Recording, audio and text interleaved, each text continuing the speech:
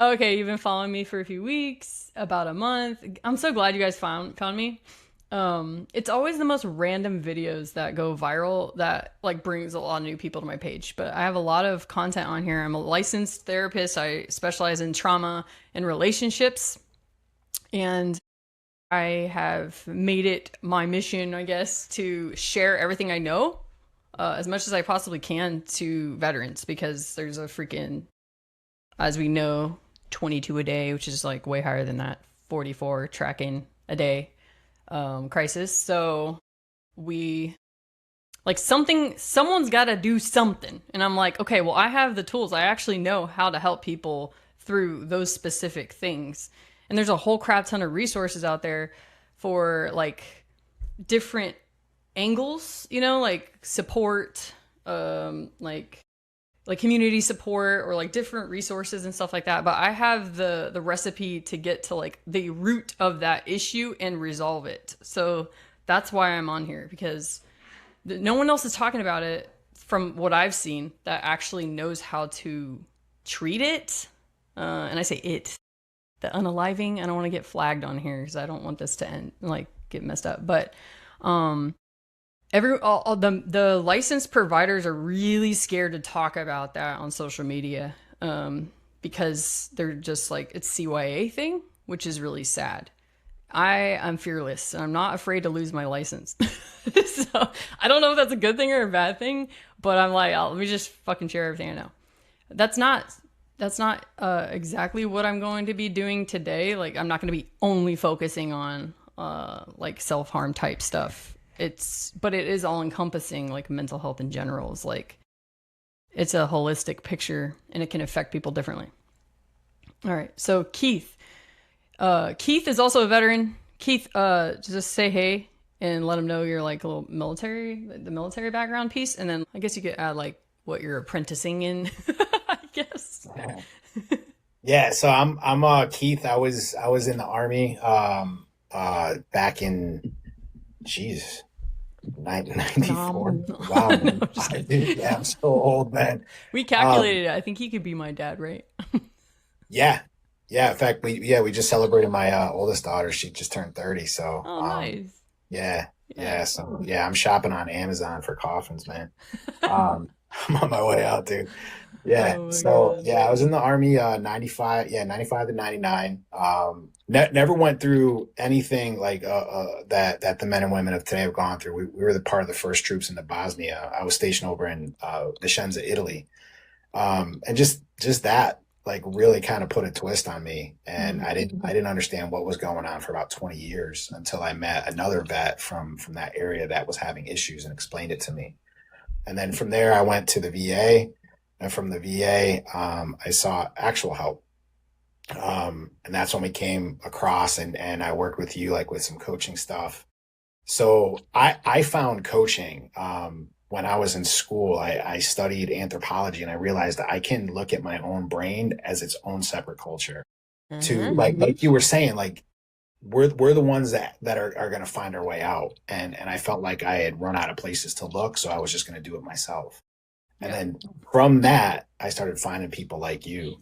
So now you're teaching me and apprenticing and doing this stuff so I can like spread what I have learned and my own experiences and what's helped me, because that's what's going to change things. Just veterans helping each other, and lifting each other up. It's what we did when we were in, and it's what we're going to do now. Yeah.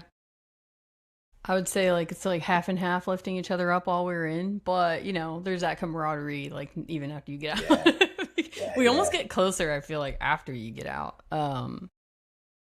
In a way. Like when you there's like a process that happens, at least for me that's how it happened. I like cut off completely. I was like, fuck the military. And then I had to spend a few years just like being alone and like as far away from it as possible. And then I was like, I kind of, I get it. Like I get why there's this like brotherhood, you know what I mean? You can't you go through stuff together and you almost get like trauma bonded in a sense. But okay, let me read these comments a little bit. Um no one helps my mental health, not even my shrink. I just get pills and nothing else. Well, hopefully today you can get something different. I try to be as freaking helpful as possible and look at things from such completely different angles that it just like shocks your freaking psyche to where it's like, holy shit. And you get aha moments like left and right, because that's what it takes to actually shift your subconscious. I studied hypnosis and I was like, oh my God, like we are missing a lot of pieces to how to help people. So, that's why a lot of my my videos are so random. Like I will throw things out of left field. I'll say some shocking stuff. Like I'll do a lot of cussing in some videos. I'll do like more serious stuff in some videos because everyone needs a little something different. Um, okay, I worked at Tampa VA as a police officer. Got stories. Dude, Tampa VA, at least the women's care is not bad from what I've experienced. But I don't really use it like that. I'm not a high utilizer because I see it for what it is. So I just, go for my annual and all that. TMS with the right meds and good talk therapy is a great combo. Oh, okay. Yeah, TMS is something I learned about like a couple years ago. It's always I encourage people to like just look into whatever interests them and what they're curious about, because there's likely a reason that they're curious. And my goal is to like help people make an informed decision, because I know like what it takes to get to the root of things. So sometimes things can really hinder your progress if it's framed improperly. So like I did a post on like service dogs for PTSD, and I was like, yeah, service dogs are a massive crutch, and people got pissed. But I was like, okay, technically they are a crutch for your like holistic, deep, full healing, because what it represents. But I understand why people use service dogs. I know they're freaking super helpful. And so you got to do what you got to do to get to the next layer. And what a service dog represents is safety. And that is a huge part of healing. You have to feel safe enough to heal. And a lot of therapists, especially at the VA, they do not provide like an environment of safety, because a lot of their approaches are like cookie cutter. They're literally reading off scripts. They're terrified of you because they're like brand new baby therapists a lot of times, or they're not veterans. So they feel like a lot of like imposter syndrome. And you will feel that as the client or the patient. You will feel it and you'll know something's off. And then a lot of times the veterans think it's them. But what I have found is the veterans are spot on with their intuition. They can't put their finger on it. They blame themselves because they're used to just like having shit wrong with them. But it's really the provider that's coming in all left-sided. But they have nothing to go off of otherwise. So 988, no one helps shit. Well, I actually worked on the suicide hotline. And yeah, there's a lot of red tape on that line. There's a lot of red tape. There's like people breathing down your back to like hurry up, basically. Like, and then they require you to like collect so much information on them. I did not like it because just, and this is just my experience, because I look at like the deeper rooted stuff. I'm like, where the crap, like, why do they have to ask so many questions? And it's grant funding requires you to collect data from the freaking people calling on these lines. The 211 hotline is connected usually to the 988 line. So I didn't like having to ask like a shit ton of questions to collect data on people for research purposes, to get money from other grant funding things. Like the where they were coming from, like the ethics were off, and I was like, fuck this. Not saying that people on the phones, though, the people on the phones, like, they really have great intentions and we get amazing training, but you get burnt out within like 3 months, 4 months max. You're like capped out at burnout because you're like nonstop answering those calls. It's heavy stuff. So, okay. All right, so I'm going to get to the teaching portion because that's why a lot of you guys are here. That's what I'm, advertised. And what I'm going to have Keith do, if you're cool with it, Keith, is like pin questions that you see that are like a really good question, or like if it's the same kind of theme, pin something that looks like it'd be good to answer for a lot of people. kind of thing. And you Yeah. guys can chat with each other in the chat too while I'm teaching, and help each other out because I probably won't be reading the chat while I'm doing it. And this is actually kind of a spin-off from the Veteran Override workshop I did.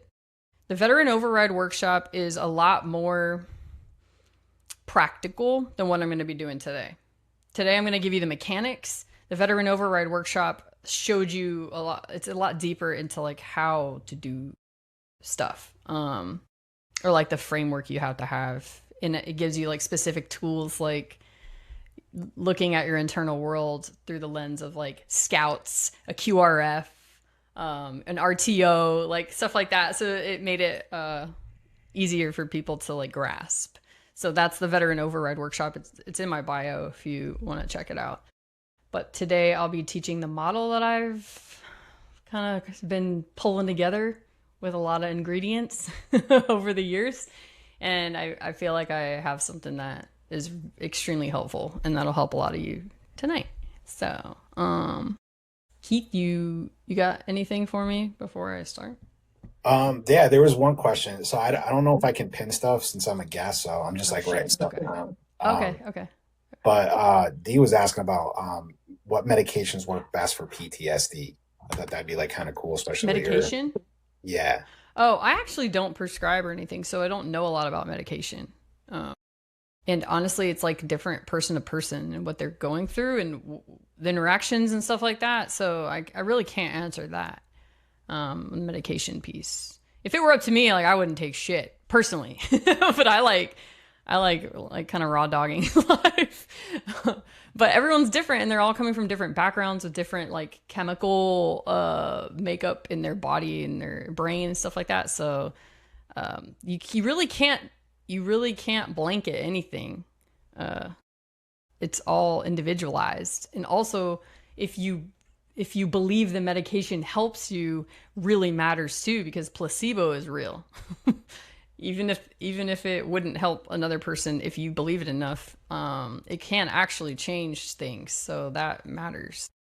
All right. You say I have a placebo. No, the medication's not placebo, but your belief in the medication working, even say if the medication wouldn't have worked otherwise, sometimes your belief can actually change things like big time. I've seen it in my sessions, and not necessarily with medication, but um like kind of like miraculous healing events in my sessions because of their belief in what they're doing, and their conscious focused attention is like powerful shit. And this is why I'm an advocate for like deeply rooted healing, not just surface level healing, like good enough symptom reduction. I'm like, no, let's shoot for complete and total, like 100% good. Like that's my goal.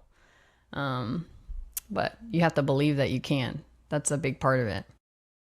Okay, so I know, man, the med thing is like tough because a lot of people have been on meds for so long too. So I hope today to give you information that can help you, and then you decide what you want to do about the med situation. Some people I work with, their goal is to get off their meds, and then by the time we're done working together, they are off their meds. So they just needed more safety to be able to do that, to believe in themselves enough.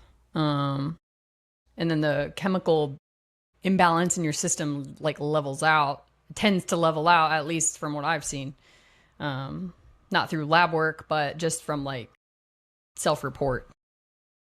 It tends to level out as they heal traumas, establish more safety in their body and their environment, and then their desire to, or their need to take meds just kind of falls away. So, Keith, you want to add anything to that? Do you want to add anything about I mean, meds? just from my own experience, in the beginning, I found they helped me because it did numb me, and that's what I was looking for. But then after a while, it was the numbing just became a bigger problem in itself. because it's not just going to Mhm. numb the anxiety. It's going to numb joy, gratitude. It's going to numb all of the emotions that I'm feeling. So, when we started like doing the coaching and stuff, especially like with the hypnosis stuff, that when that got in, I learned to communicate and understand my anxiety on a level that changed everything, and I was able to come off those meds. Mhm. And for me also, I found a lot of relief in plant medicine. That has helped me tremendously. But everybody's different. We have to find what works for us. Yeah, for sure. The biggest thing is feeling safe while doing it. So if you're taking stuff, then you're like hating in your life while doing it. There might be other options out there for you that you can research. There's a lot of options out there, guys. Okay, so I'm going to start kind of like teaching you from the way that I view things, and I think it'll be very helpful for you guys. So I won't be like reading the chat very much, but you can absolutely talk to each other. And then Keith will be taking note of like common questions or like really good questions. And Keith, feel free to interrupt me if you see something that's people are confused or something like that, and I need to elaborate. Cool. Okay. Alcohol works for you? Psh, there's better ways. I get it though. I used to drink a bottle a night, man. I get it. Not a bottle of like tequila or anything, it was wine. But it was creeping up and I caught myself because I was like, holy shit. I work at a rehab and people are checking themselves in for the same amount of alcohol I'm drinking right now. That's a problem. I didn't really realize. And then I wrote a letter to myself in school saying goodbye to alcohol, and I realized the relationship I had with alcohol was pretty freaking crazy. I viewed it as like a buddy, like a friend, and it was helping me not feel alone and stuff. It was wild. I thought there was that connection. And then I vaped for a while too, and it was the same freaking feeling of like, but then I won't have a buddy to hang out with when I'm alone, you know? It's just like it's always there and it doesn't talk back to you. So it's interesting to like really reflect on what you're using stuff for. It's less about the behavior itself and more about like why. Where is that behavior coming from within you? That's usually what I focus on. Okay, let's do it. So, welcome in, guys. We got a lot of people in here, right? 350? Is that right? Nice. All right, we're gonna be learning some shit. So just know that a lot of the stuff I'm gonna be talking about is probably gonna go over your head, or like you're gonna understand it, but you're not gonna like fully grasp it necessarily. Some of you, just know that's normal. I operate like on another plane, I feel like, and I try to like bring it down to earth. So just know that if you feel like it's like rapid fire, like drinking out of a fire hose, that's to be expected. And try to keep up. But I'll be doing the recording. I'll be posting the recording on YouTube so you can rewatch it. Okay, cool. So at the root of everything, the way that I conceptualize stuff is like when we are born, we are fully intact with our the way that we view ourselves, which is just nothing but love, pretty much. Like we come into the world like just like wow, look at this place. Like we're so curious and we just are like observing everything. And nothing around us feels like resistance, like we're one with everything when we're born. That's what it feels like. Unless there's some stuff that happened in utero, like within your mom's womb. There could be stuff that happened there that maybe started to mess with that even before you were born. But generally speaking, everyone's like intact when they come in. And you could say you have a full heart kind of thing. And then life happens. You view the world like when say a caregiver um, has like reflects something back to you that's something other than love. like say they are scared or upset about something when you're a baby, that's going to cause resistance within your body, and you're going to be like, whoa, what the heck? And naturally your body is going to automatically try to correct that in the external world, and that's where your natural instincts come from. Like I call it like the elements of the core self. So in internal family systems work, this is like another therapy modality. I really love the idea of the core self, or like the self, which consists of certain characteristics, you could say. So like playfulness, curiosity, compassion, um, courage. What else? We got creativity. Basically, these things that we all would like love to have access to at all times, especially wisdom, clear thought. These are things that you can easily tap into when you're a kid, like courage, for example. So when you're a kid and you see distortion, so I call it, or corrupt code, because you have like this pristine code running as your base code, your organic base code is your default programming, which is like perfectly pristine. Then you see people that are running corrupt code, which is like hatred, anger, or like anger directed at people to cause harm, stuff like that, narcissistic type of traits, or even neglect, like people just sweeping stuff under the rug and not doing anything about horrible things. When you see those things, you naturally want to do something about it as a child. So if you notice, kids are really blunt, man. They will intervene and say stuff when they see wrongdoing. Like early on in life, they will be like, don't talk to my mom like that. Or like, they'll try to jump in and advocate, protect.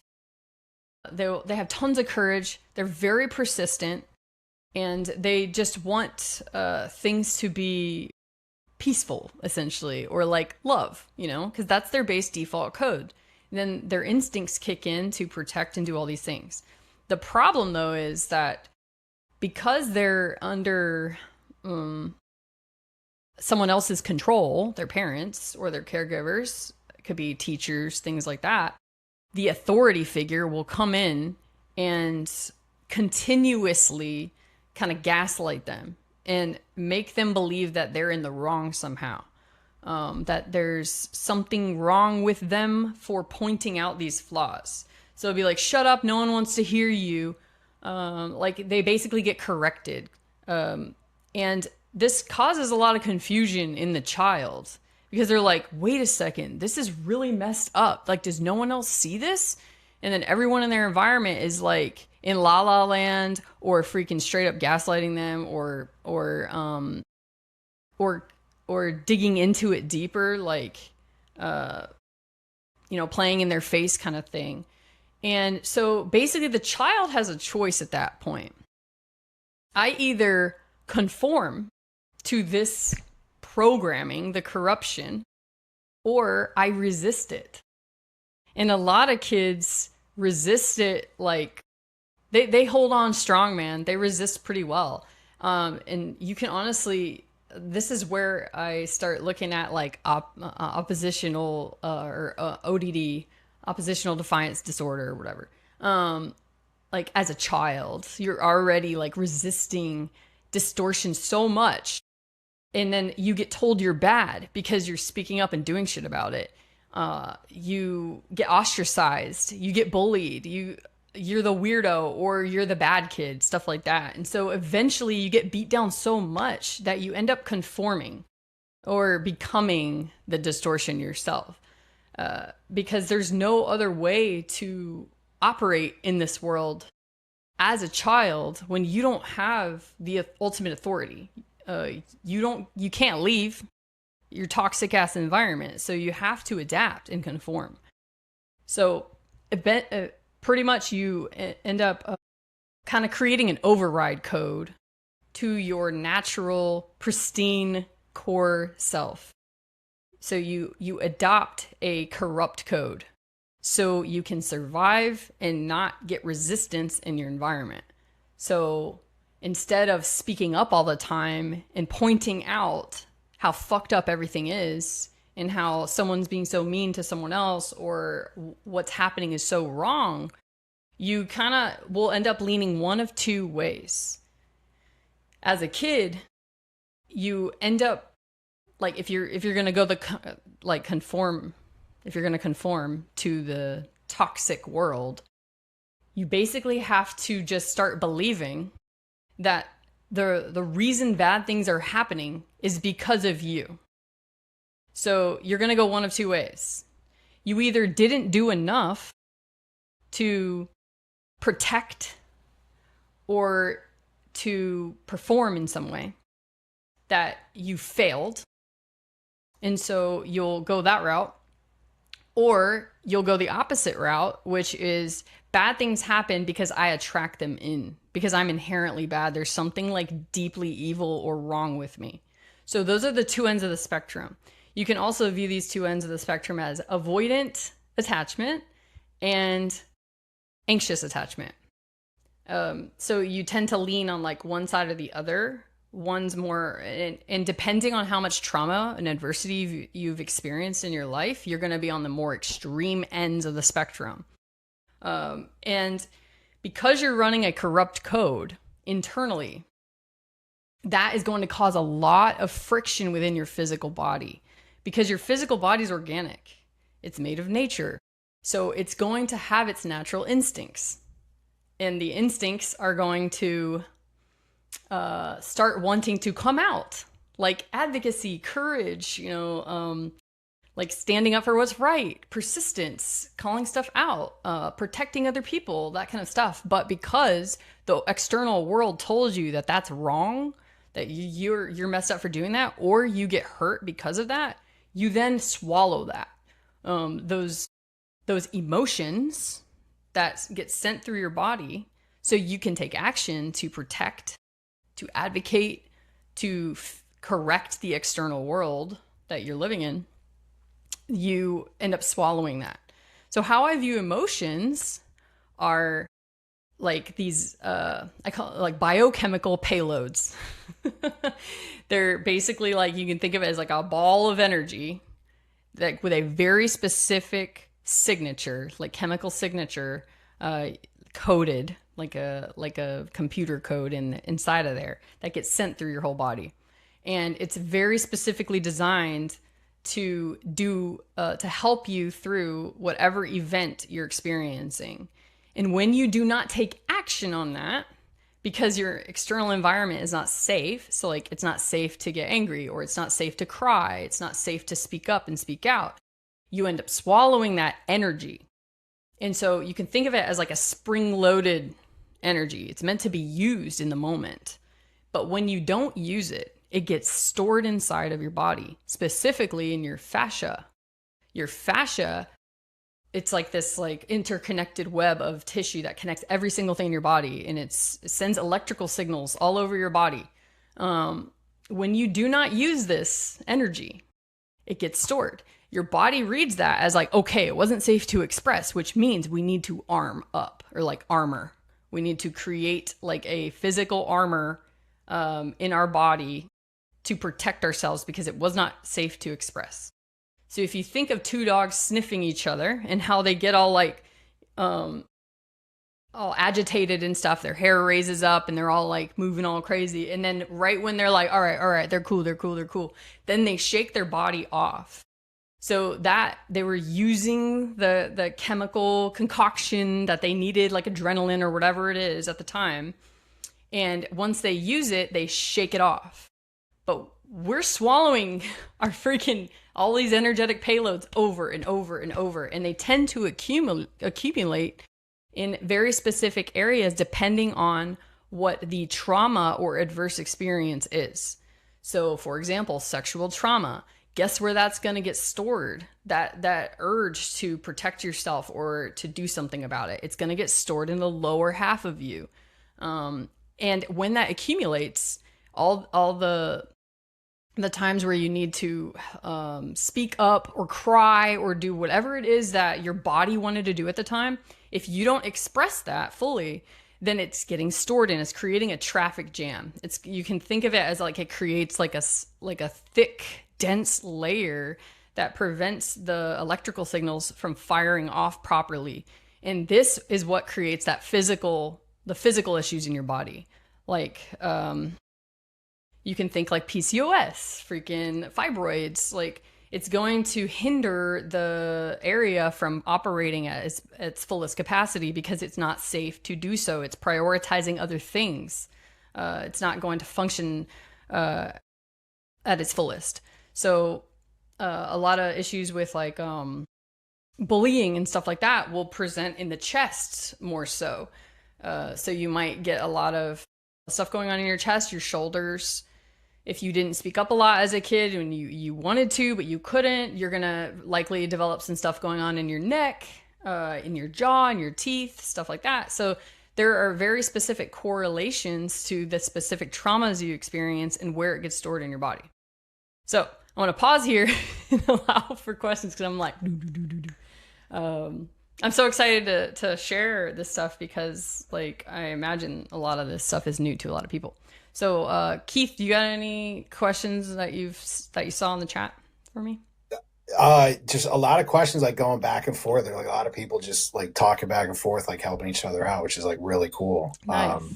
Cool. But yeah, I don't even know if I'm gonna say this right. Father Time was just saying like stagnant stored energy. So yeah, that's 100% what it is. I used to get a knot.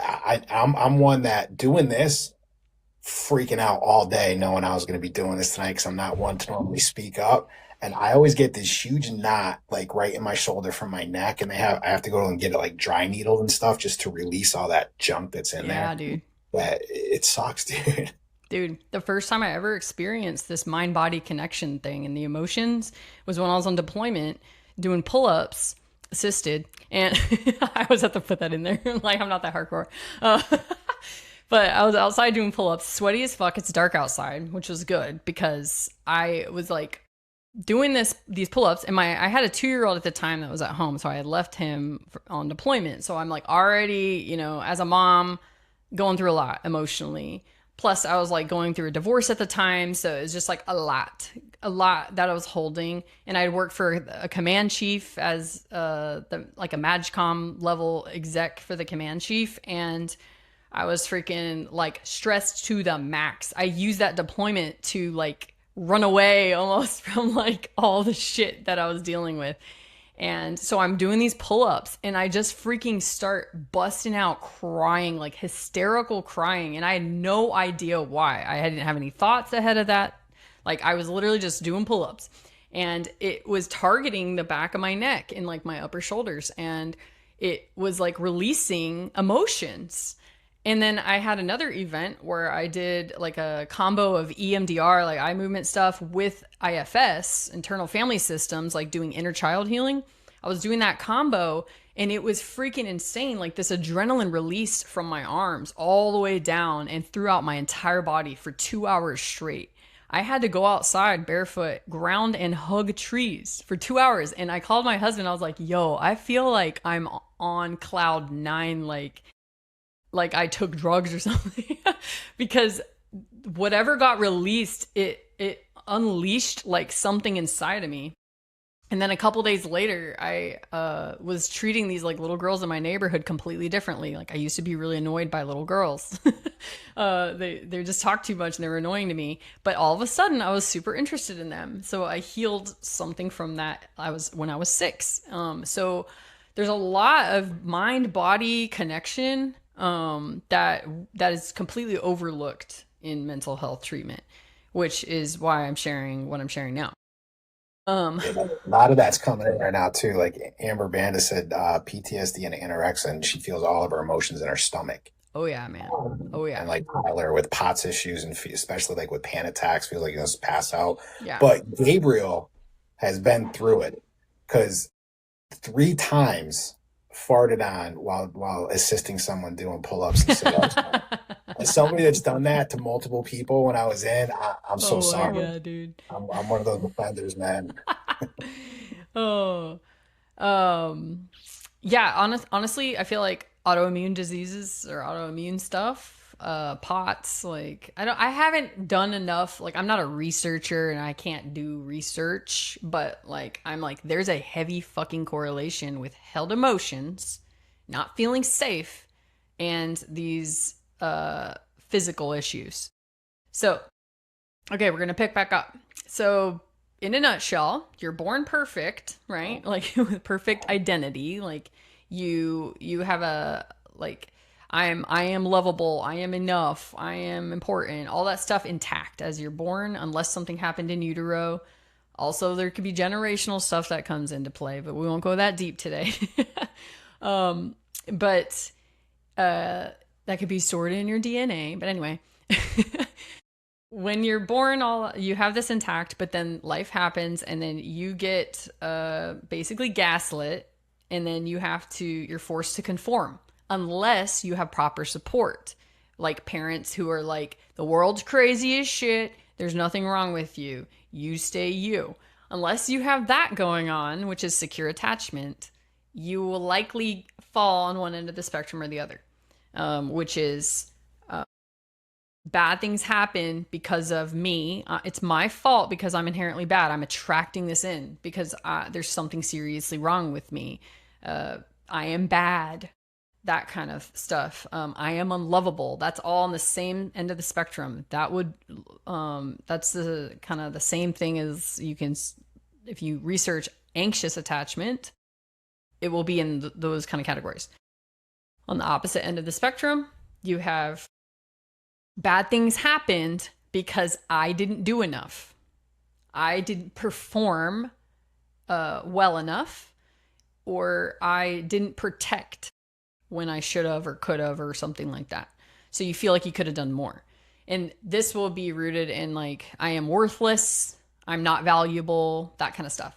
So both sides will establish compensatory measures. So basically, it's like, well, you can't just like believe that 100%, or else you wouldn't be alive. Like you would not want to live if you really truly believe that about yourself. So you basically try to like disprove it and balance out your system, and try to convince yourself consciously that you are not those things.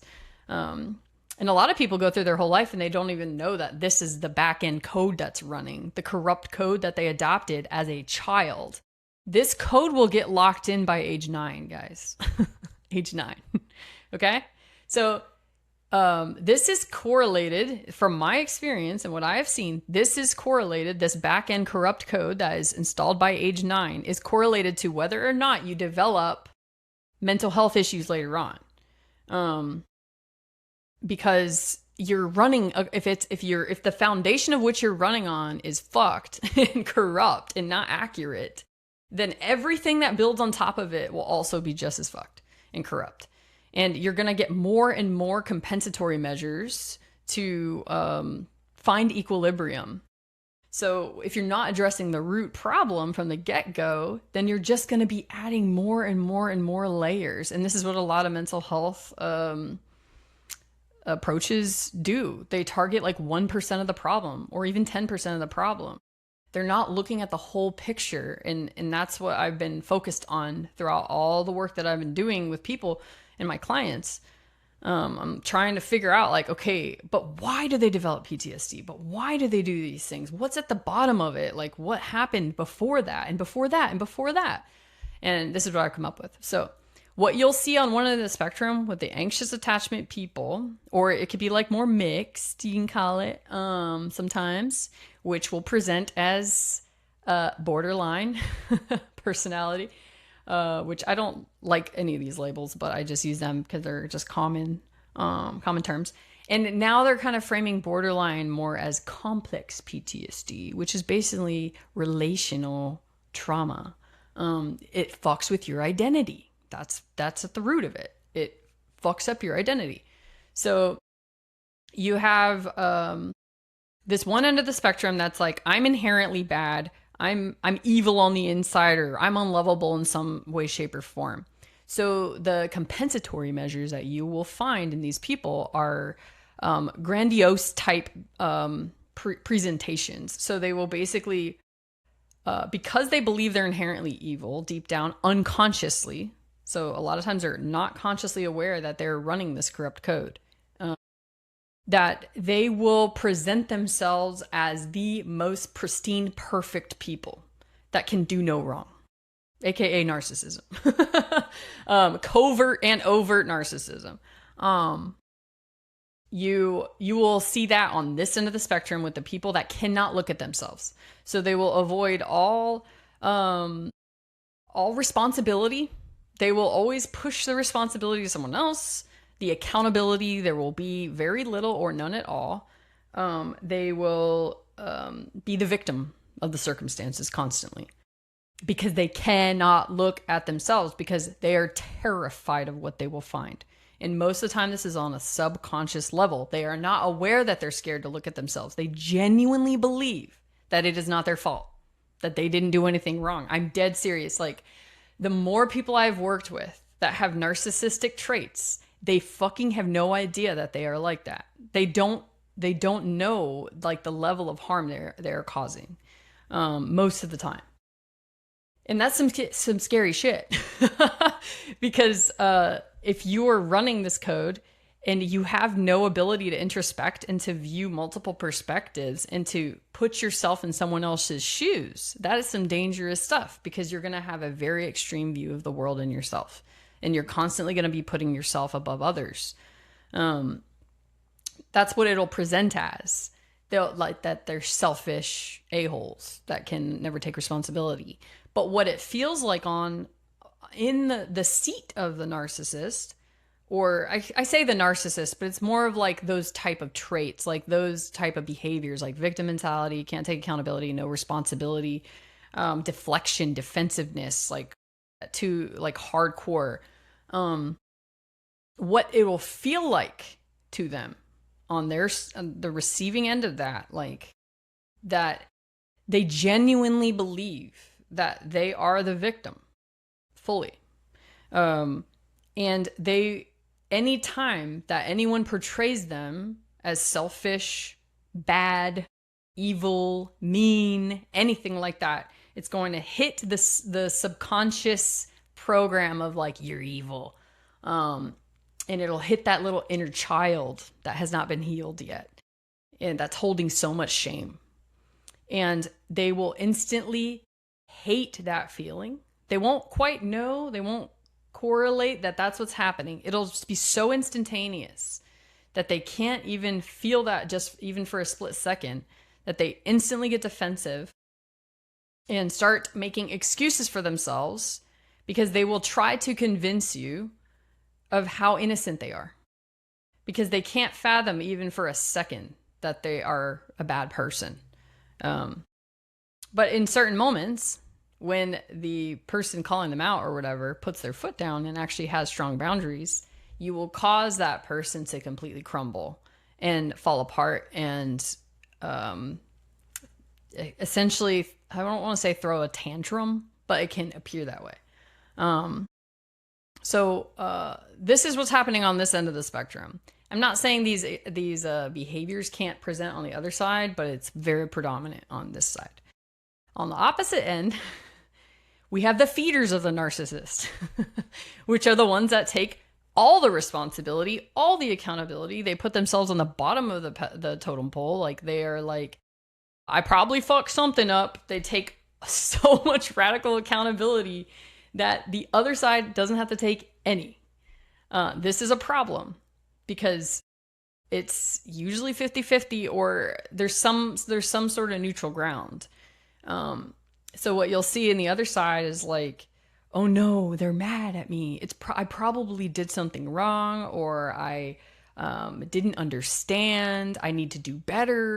And they will be the first to apologize. They'll be the first to come clean up messes. They will, if they try to set a boundary, they will quickly just take it back because they see that it's causing the other person to be uncomfortable and upset. So they'll just be like, never mind. I'd rather just not have conflict. And they will have learned this as a kid to like it when bad things happen or people are upset, it's probably because I didn't do enough. So these people tend to marry each other or date or their partners because you attract your opposite.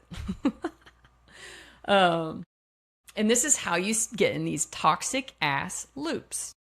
So the person who can't take accountability will never be able to look at themselves or reflect because the other person is always swooping in to just take it all away. And they never have a chance to sit in it. And if that person does get strong boundaries and it's like, fuck you, I'm out, we're done, then oftentimes that person who can't take any responsibility will just jump to another relationship very quickly. So basically, I'm telling you this because you are naturally attracted to your opposite because you're off balance. You're not, your subconscious is seeking equilibrium. And if you are not embodying, say sticking up for yourself, and you're not, and you're taking too much responsibility and stuff like that, and you are lacking in like a positive self-image at all, you're going to be attracted to someone who's very confident, which could skirt on the edge of arrogant, depending on how much trauma you've experienced and how extreme you are. I actually drew a picture. I drew little pictures. I didn't really elaborate, but so these are you on the balance beams. I had a lot more on here, but I have other pictures I'll show you as we go on. So you two are like kind of on a balance beam. This is how the toxic partners attract each other. And the only reason you are intimately attracted to another person or you have like a sexual attraction to someone else is because they are embodying something you are lacking within yourself that you don't have access to right now. So there's something about them that pulls you in. Your subconscious is seeking equilibrium. So it's like, let me get as close to this person as possible. So we're one. And this is where codependency gets bred because you become like the other half of that person, which is scary as shit because you are inherently whole, but you don't have access to those other pieces of you right now because of your traumas. Because when you got gaslit and abused and stuff for standing up for what was right, you had to bury those parts of you inside of you. You had to override your core code, your default code, to a corrupt code to just survive. The problem is once you're out of your household and you're no longer in a toxic environment, which most of us don't ever get out of toxic environments because we're calibrated to the fucking chaos, so we join the military and then we date a fucking asshole. We never get into safety. So we can never actually retrieve these parts of us that we've buried. So that's life's mission, is to get yourself back to whole. But you have to know that this is happening in the first place. You can absolutely get access to these parts of you again, but you have to know what you're missing and how to get them back, how to retrieve them. And so you do that in a bunch of different ways I'll explain as we go. But let me pause for any questions or anything. I wanted to cover the relational stuff because that's like, that can help a lot of people out, I feel like. What you got, Keith? We got some good ones, man. So let's start with Bohica 33. Who said, so once we are out and trying to heal, why do we keep getting pulled back into the chaos? Yeah, man. Okay, let me show you. Okay. I wish I could share my screen. I probably could, but I don't want to fuck with that right now. All right. So this is a little picture I drew. Actually, it's kind of hard to see. So let me just use my other paper that I write on. Okay. So I've shown this in a live before, but so this is, my screen's so small because there we go. I have to use my mic too. This is fucking really uncomfortable. Okay. So this is you, and all these little red dots are, you can just view them as like stored emotional charge that you never used. Okay, that's stored in your body. This is what they mean, like body keeps the score. Because you never used it, your body reads that as like, okay, environment's unsafe. We're gonna hold it until it's safe again. But then like 20 years go by and you never let your body know you're out of that scene. So you can imagine that these little red dots are also holding the data from that moment that you had to hold it in. It's like, and it's almost like it freezes time and creates like a time capsule. And this is, you can also view this as like, this is where your inner child is as well, because you have a lot of inner children and they're all holding different aspects of yourself that you don't have access to right now. So like playfulness is a perfect example. A lot of us don't have access to our playfulness. A lot of us don't have access to our creativity, to our courage, our confidence, our clear mind. It's here. Buried deep because it's not safe to express. Because if you, like, for example, brain fog, okay? I've worked with some people that experience crazy brain fog, and they attribute it to, like, say, a TBI or some sort of event that occurred, or hormones or something like that. And then we do a session, and then we find this little inner child that was holding, it's been like holding a cloud basically over their brain activity for like 10 years, because them being so smart and pointing out all the shit going on wrong in the household was so dangerous for them. So they basically like dumbed themselves down so they couldn't see it anymore. And once we get that inner child out, their brain fog clears like in the same session and does not come back. That's the crazy part.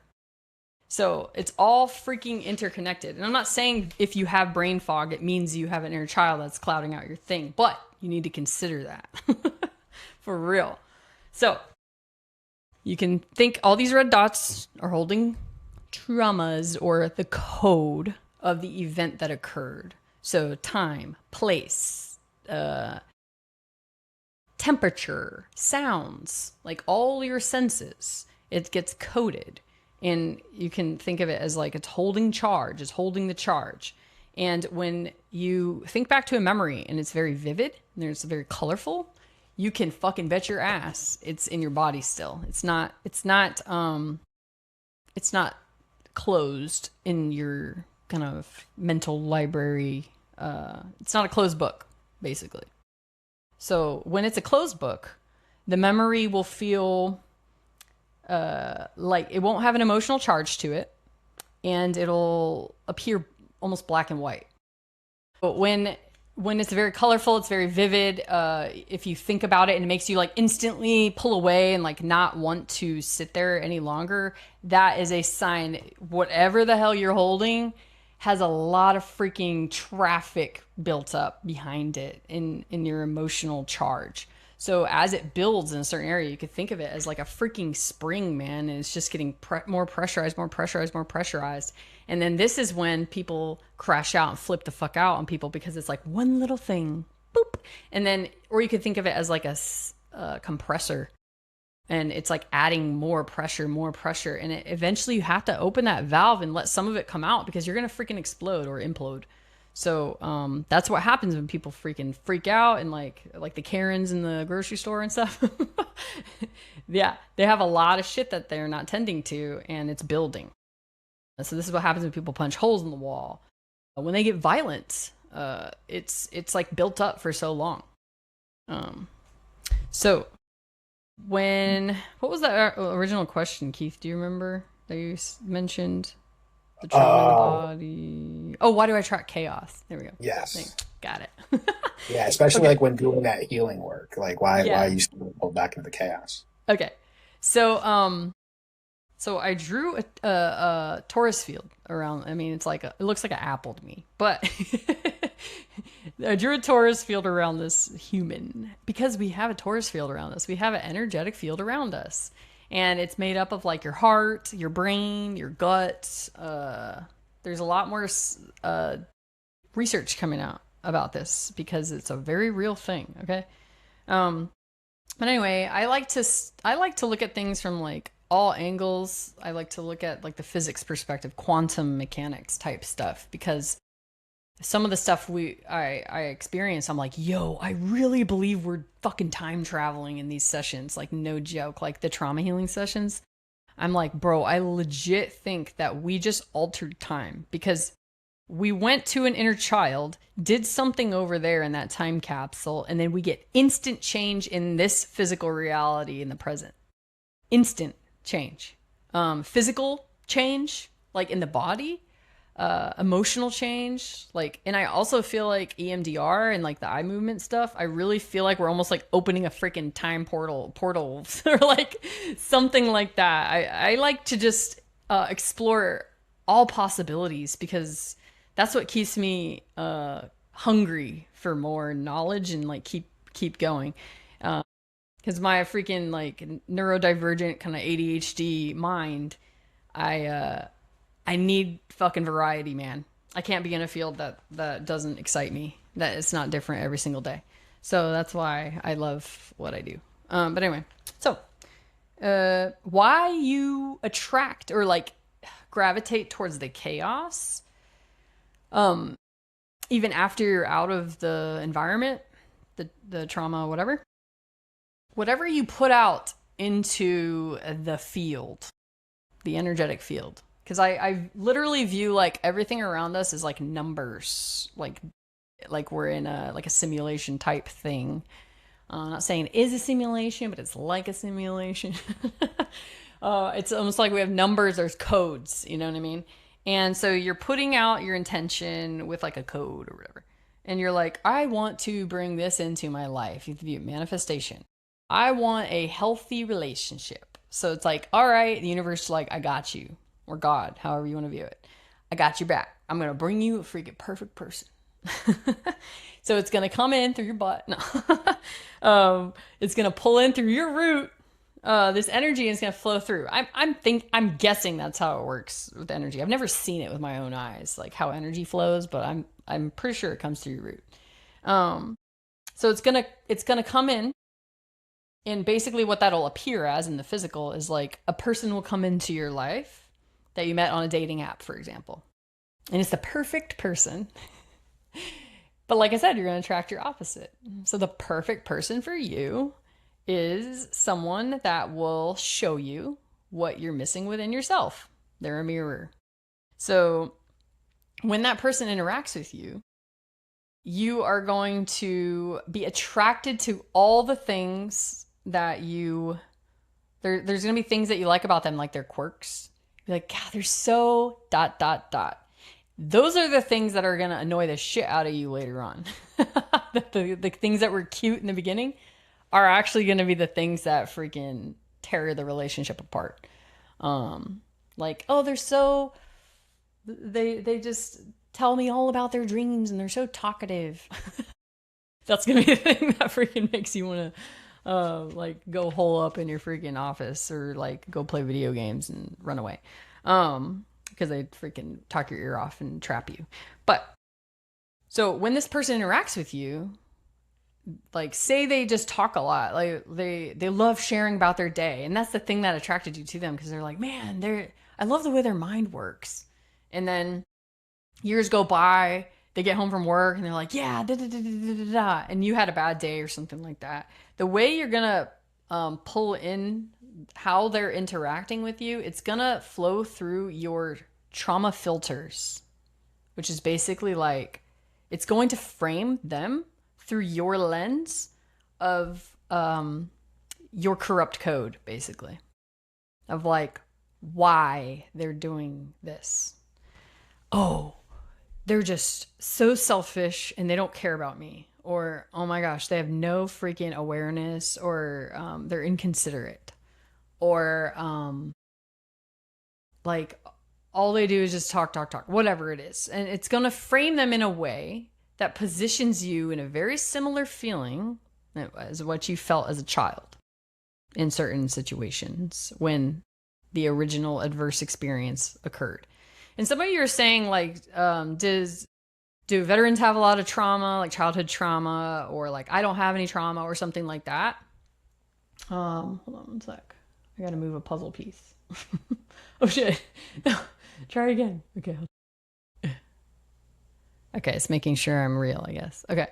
So you don't have to have a lot of trauma or any trauma, official trauma, to have these kind of corrupt codes running in your background. It's actually, I feel like, more rare to not have the corrupt code running than have it running.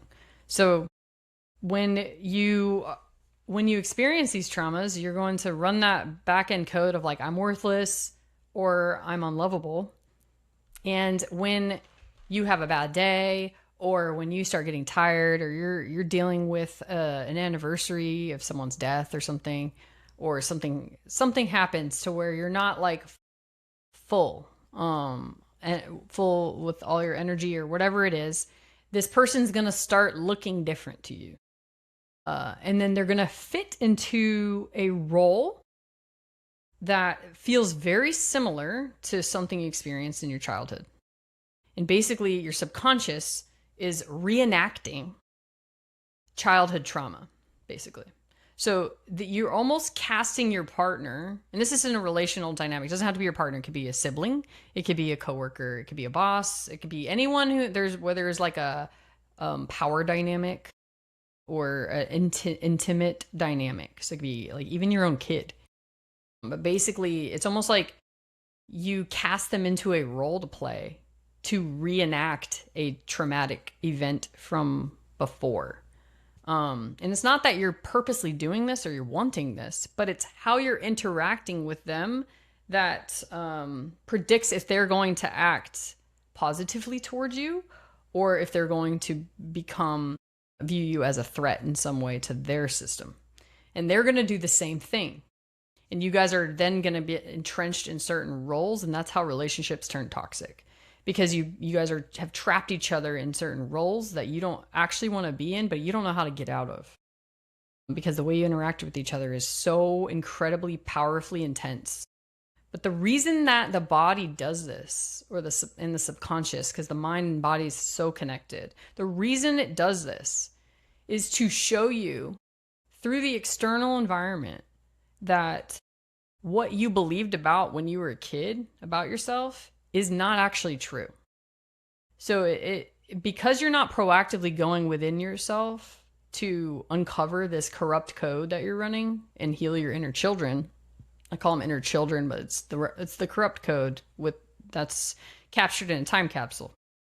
Because you're not proactively doing it, the field's going to bring it to you.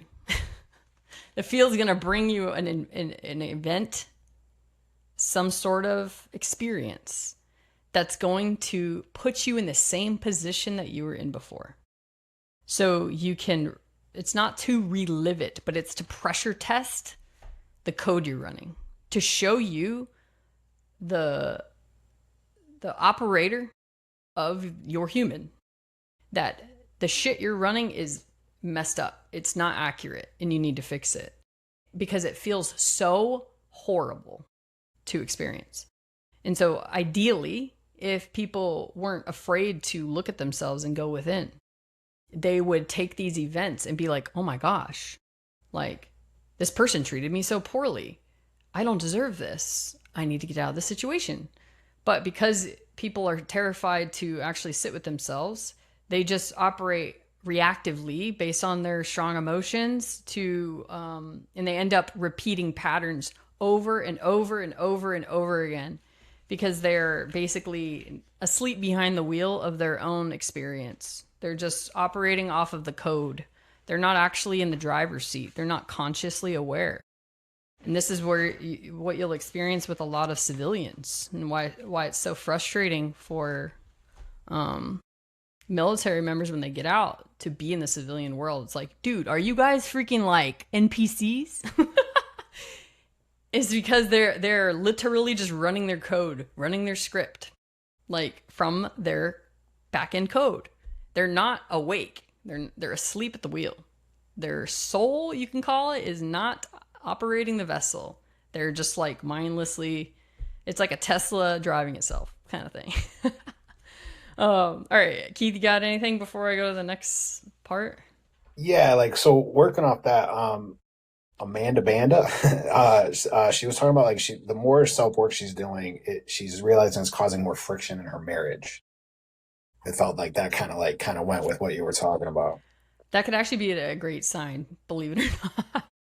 When you change and when you become more authentic and you get out of that role that you've been entrenched in, when you bust out of your cage, it's going to piss the other person off. It's going to make the other person very uncomfortable because that will force them to get out of their role. And if they're not ready to get out of their role, like if they're playing the victim card or if they're playing the savior card, then that's going to feel extremely uncomfortable for them. So as you get more boundaries, you will experience more resistance in your environment. And this is why it's so important to really know who the hell you are as you're doing this process, or at least start anchoring your roots of like, who am I? Am I a good person? And am I inherently valuable just like existing? Am I significant? Stuff like that. Like you have to stay very rooted in that because otherwise you're going to fall right back into your old patterns because it's more comfortable. Even if it's not comfortable. It's what you're used to. It's very difficult to shift out of your old programming. And this is where hypnosis, EMDR, accelerated resolution therapy, rapid resolution therapy, brain spotting, internal family systems, these modalities can assist into a more rapid realization, or you can view it as like they address the back end code.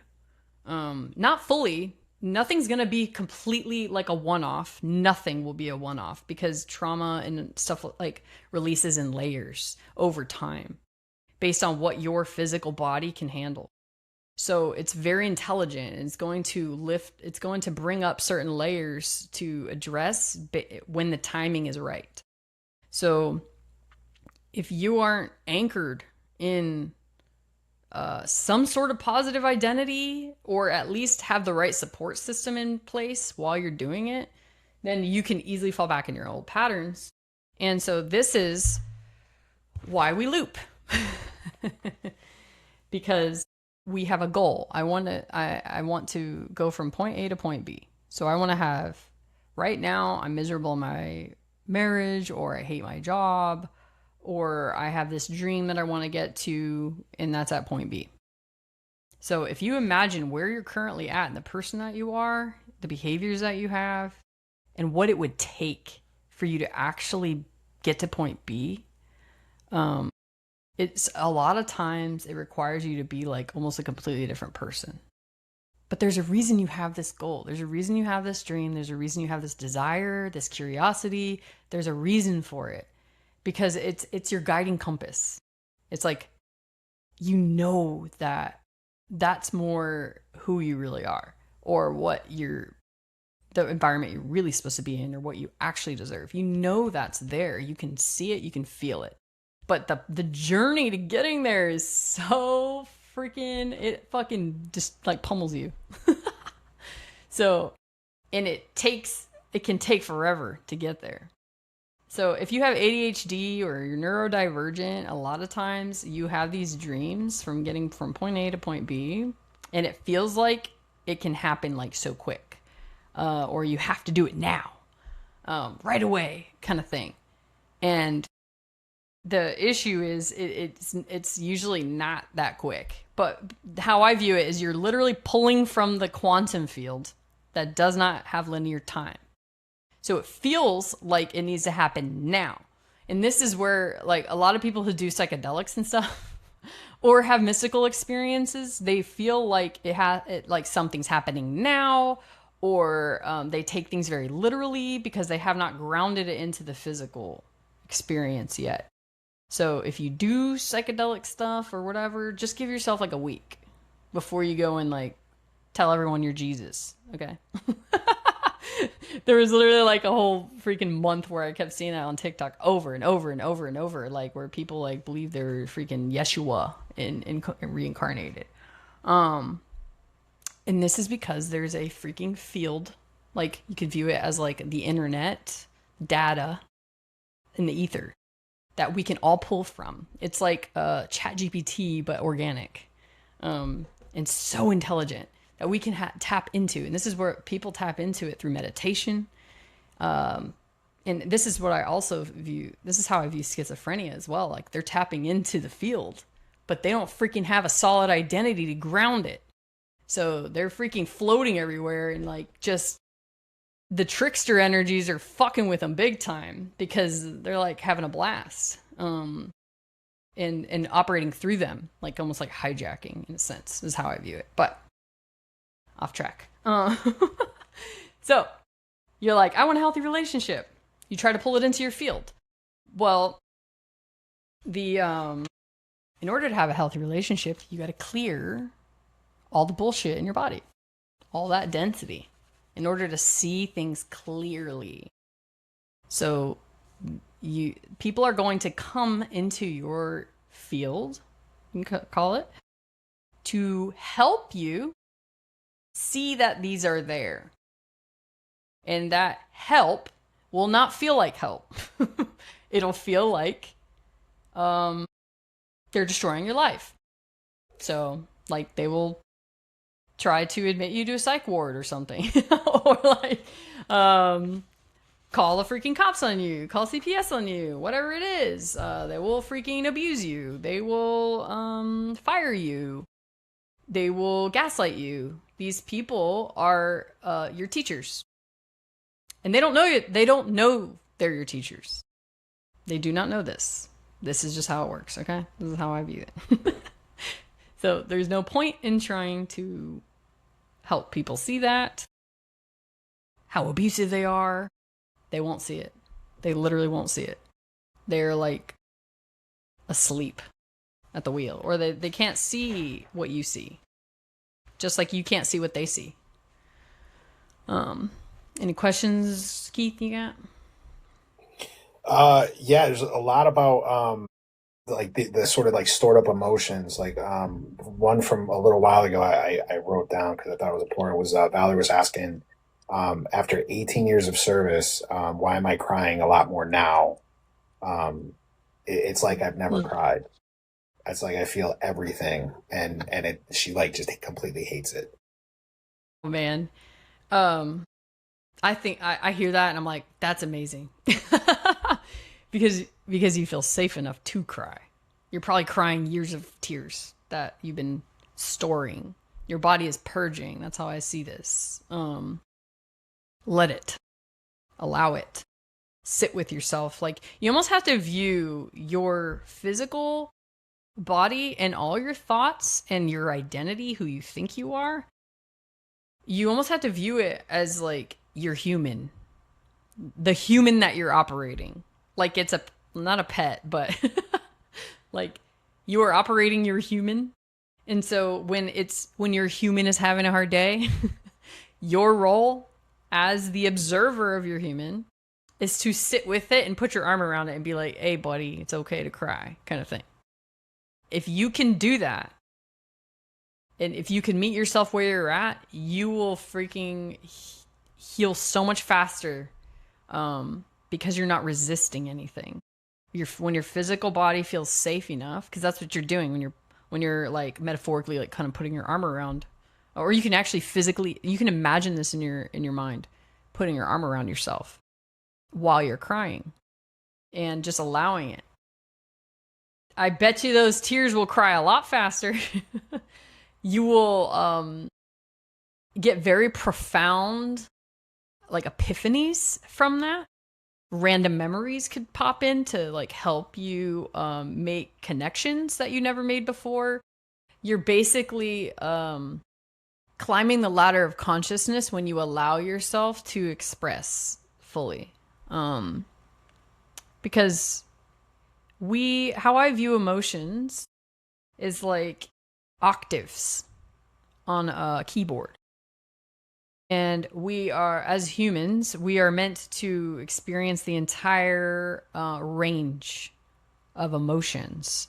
And because I don't view emotions as these fluffy little things that are touchy feely, I don't view them like that. I view them as like tools to help us gain more awareness and access to ourselves.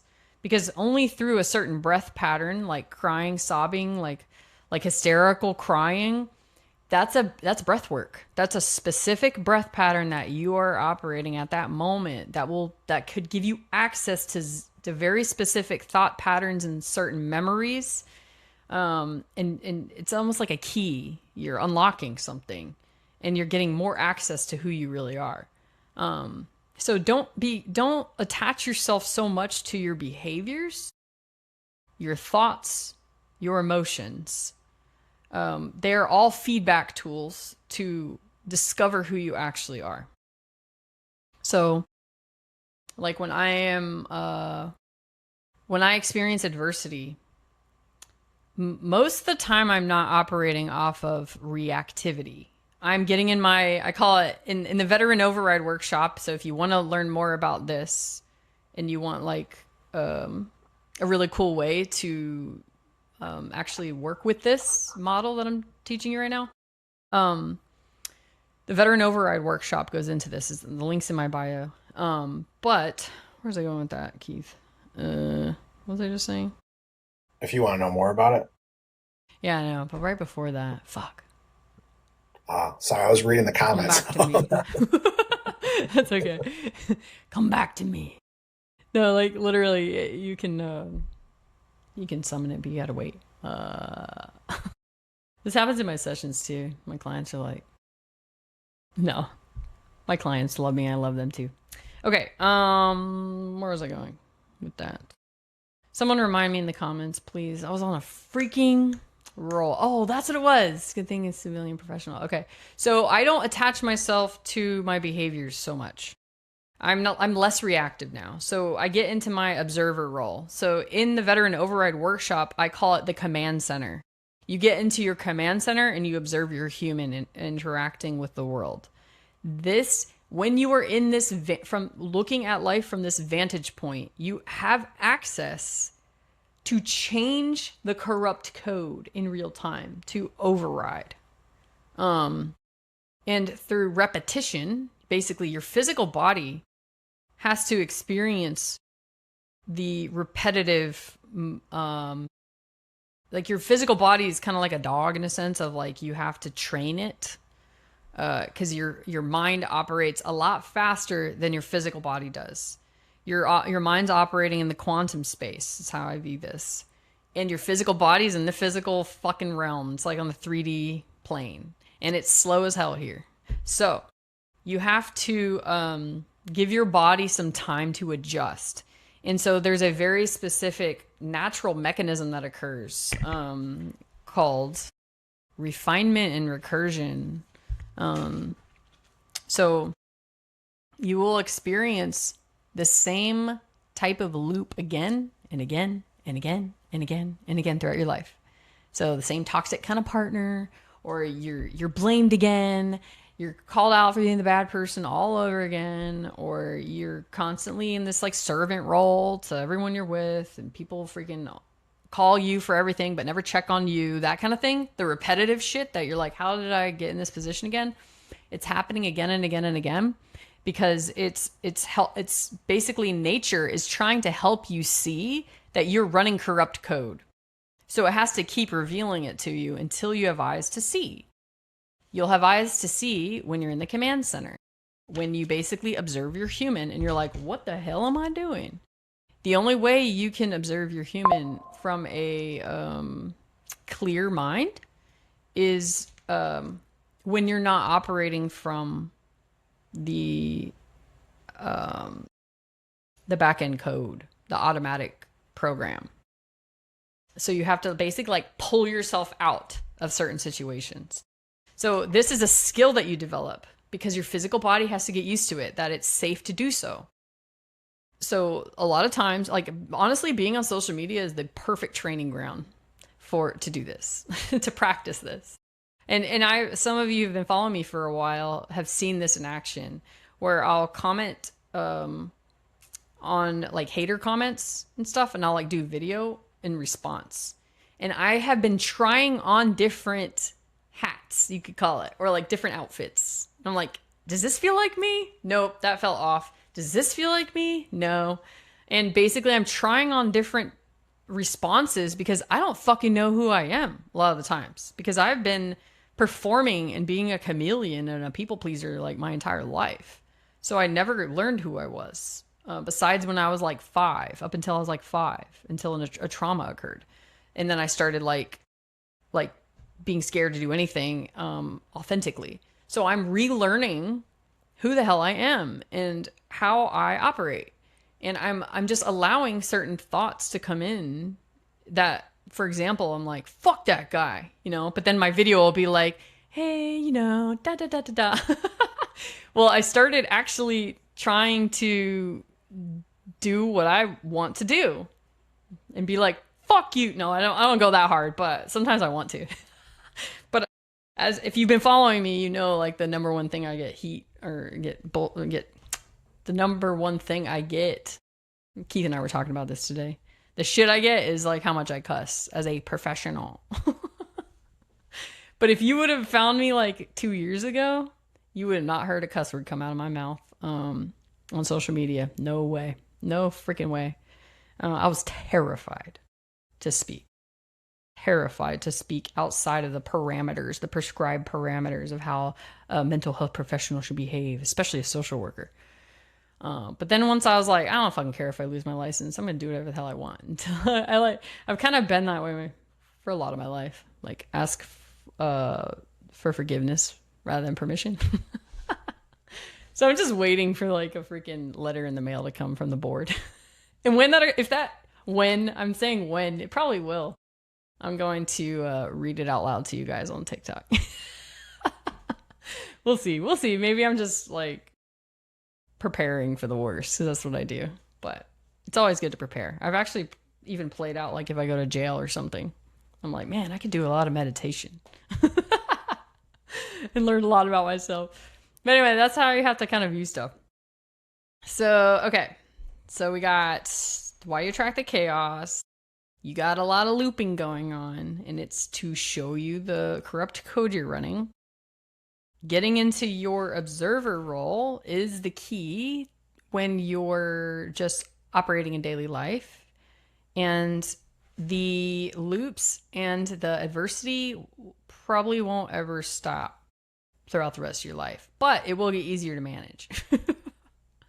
Because how I view this life, and this is just as evidence of like what I have seen, is it's a constant, it's the only way you learn more about yourself is through the contrast of what you are not.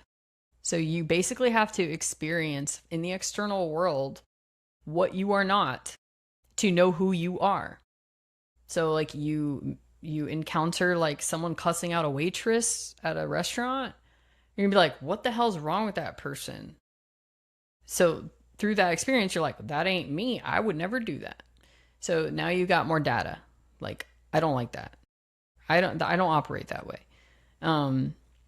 Through me expressing like, just like being kind of catty or calling someone out or something like that, I've played around with that to see how it feels, and I'm like, nah, I don't really like that either. I think there's a better way. I'm gonna try a different way next time and see what fits. So it's like practicing. Who am I? What you got, Keith? Anything? I actually got a small story. Is that okay? Yeah. Can I tell a Yeah, go story? ahead. Yeah. So, like, yeah, just talking about all this. So, I was the guy in my relationship that was causing like all of the problems, in my view, looking back on it. Mm-hmm. Mm-hmm. And like you said, that I kept looping because I always use anger and rage to try to force control over situations I felt, and it could be like the smallest thing, like a piece of paper that everybody says is not mine, and I'm like losing my shit because where the hell did this come from? And it took me the longest time when my wife finally put up her boundaries. It ended up in us getting divorced. Mm.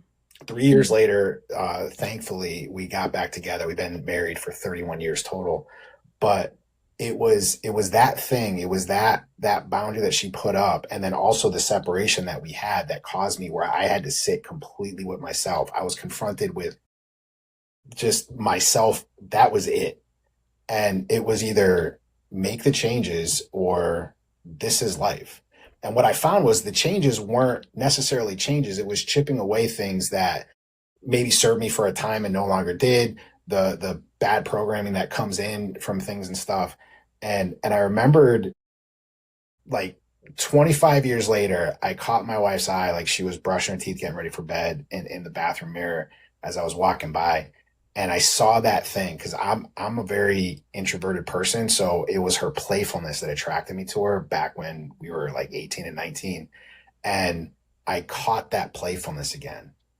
So like 25 years later, instead of that part of her that started to bug me and I started to like blame her for stuff and everything, I fell in love all over again, realizing like that's the part that I want in my life. And since I can't completely open it up in myself, I got her to be that part for me, which is just amazing. Mm-hmm. Dude, that's awesome to see. And that level of awareness, dude, that level of awareness is what will help you heal, because it's like observing without judgment. This is where if you're like a highly intellectual person, or like you're a pattern recognizer and stuff like that, it's your freaking superpower. But if you coat everything with shame or guilt, that's what's keeping you looping. So if you are on the side that's the person that's like the acts of service person that bends over backwards for everyone, you put yourself lower on the totem pole kind of thing. You feel like you are fed, motivated through feeling valuable, like through your physical actions, then you are going to have you're going to be motivated through guilt. Usually that's how you keep that going. It's like an inorganic fuel, because you're running corrupt code. Basically, you're basically running from the feeling of feeling like a failure, feeling like you didn't do enough, feeling inadequate in some way, like you didn't do it right, being very sensitive to feedback. It always feels like criticism and stuff like that, and then you get resentful. So like that code, and I say code, it's literally a program you're running. It's not even your true personality. This is like, because you had one or two options, you have one of two options to choose from as a kid. And if you were the one that blamed yourself for what happened in a way like I should have done more, could have done more, you'll likely also feel like you're more of a burden to others if you express your emotions to other people, or you don't want to put anything on people's shoulders, because you try so hard to make sure other people don't feel that way, like in your actions. But guilt is going to be your fuel. Like that's your inorganic fuel, and you burn through it quick. And so you basically subconsciously attract more experiences that make you feel guilty all over again, so you can feed the machine. Because you're not the only organic fuel that you can actually feed yourself is love. That's infinite. You'll never run out, and you don't need anyone else or any external thing to keep that going, because love is just it. And so when you're feeding yourself guilt, you then need more and more and more guilt to keep going and to keep up with this persona, this fake identity that you're running. So like you're saying, your wife, Keith, like she would be on that end of the spectrum of like basically continuously putting herself in positions to where you criticize her, and then she feels guilty and then feels horrible and then comes and apologizes quick and all that stuff. But only until she freaking put a boundary and was like, no, you're an asshole. And I'm holding strong. And honestly, I'm on the same end of the spectrum as you, Keith. Um, I gravitated toward the other end, which I will explain that one in a second. But only when my husband gave me the silent treatment and held strong, even though he freaking hated that friction and he hated the discomfort of that friction between us. And he usually comes and swoops in and he's like, I'm sorry, it's all my fault. And I'm like, oh, okay. Don't gotta do any work. Yeah, I am the victim. Like, that is literally the pattern that develops. So when he actually stood his ground and he was like, I love you, but this is your shit. I'm not taking that shit on. This is your shit. And I was like, what? No. And he walks out and I'm like, you're not even gonna tuck me in? What about my water? And he just left me high and dry. Light on. I'm in bed. I'm like, wait a second. He didn't tuck me in. I'm sure he's going to come in and apologize soon. Nope. Nope. He held strong. And so initially, like, I could just fall asleep pretty easy because I'm like, whatever, you know, defensive. I can't accept that I did anything wrong initially. And then the next day, I'm working, I'm going to work and doing my thing. And then it's like lunchtime. I'm like, damn, I still didn't get a text from him saying, like, all right, I thought about last night. I'm sorry. Like, nothing. And I'm like, what if I did do something wrong? And it was like literally like 18 hours later that I first considered that maybe I did something wrong. And I was like, then I started reflecting on the event. And I'm like, playing back what he said and what I said. And then finally I'm starting to put myself in his shoes for a second. I'm like, oh wow, okay. Shit. I will say apologies though are very difficult because on the other end of the spectrum, when you believe you're inherently bad or there's something seriously wrong with you, which makes you unlovable, which makes you terrified of being rejected, and ostracized, abandoned, for being a bad person or whatever, then you will be so terrified to give anyone any ammo at all that can be used against you. Because likely it was used against you as a kid. And you were likely blamed for all of it when maybe you only had like a portion to do with it. But like if you admitted to any of it, you get all the blame. And then you get punished for it. So it's like you develop this this guard of like, dude, I can't admit any weakness whatsoever, or else they're gonna take all of it and use it against me. Because and there's really real reasons why that happen, why you can't let your guard down like that, why you can't apologize, and why it's so difficult for you to take ownership of anything. So for me, I grew up with 7 brothers and sisters. Fucking dog eat dog. My mom was in the military. My dad freaking worked as a manager at Firestone on base, and they were never home.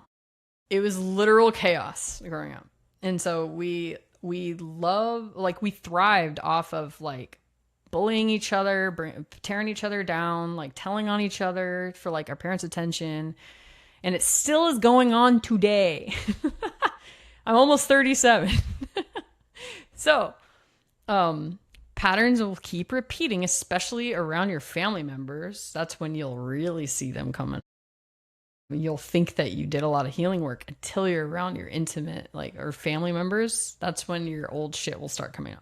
And it's an amazing opportunity to start putting yourself in that observer role and being like, damn, I guess I still have some more to work on with this. And what you'll find throughout this healing process is you're gonna be like, oh my God, I was a freaking horrible person. Or, oh my God, I had no backbone. Oh my God, I freaking was abused. Like, and I didn't even see it. How could I be so stupid? Those type of things, those are great signs that you're healing and that you're seeing more of the picture. And the only reason you can see it is because it's time. And because you're strong enough to see it, your body can handle that now. Whereas as a kid, you couldn't. It would have crushed you. And then you probably would have gotten hurt because of it by falling apart or crying and stuff like that. So let me pause and see if you have anything in the comments or anything. Yeah, it's Teresa just came in and said exactly. It is harder when the spouse does not take ownership of their part. Yeah. And seriously, it's so impossible to help that person see through reasoning and trying to negotiate almost.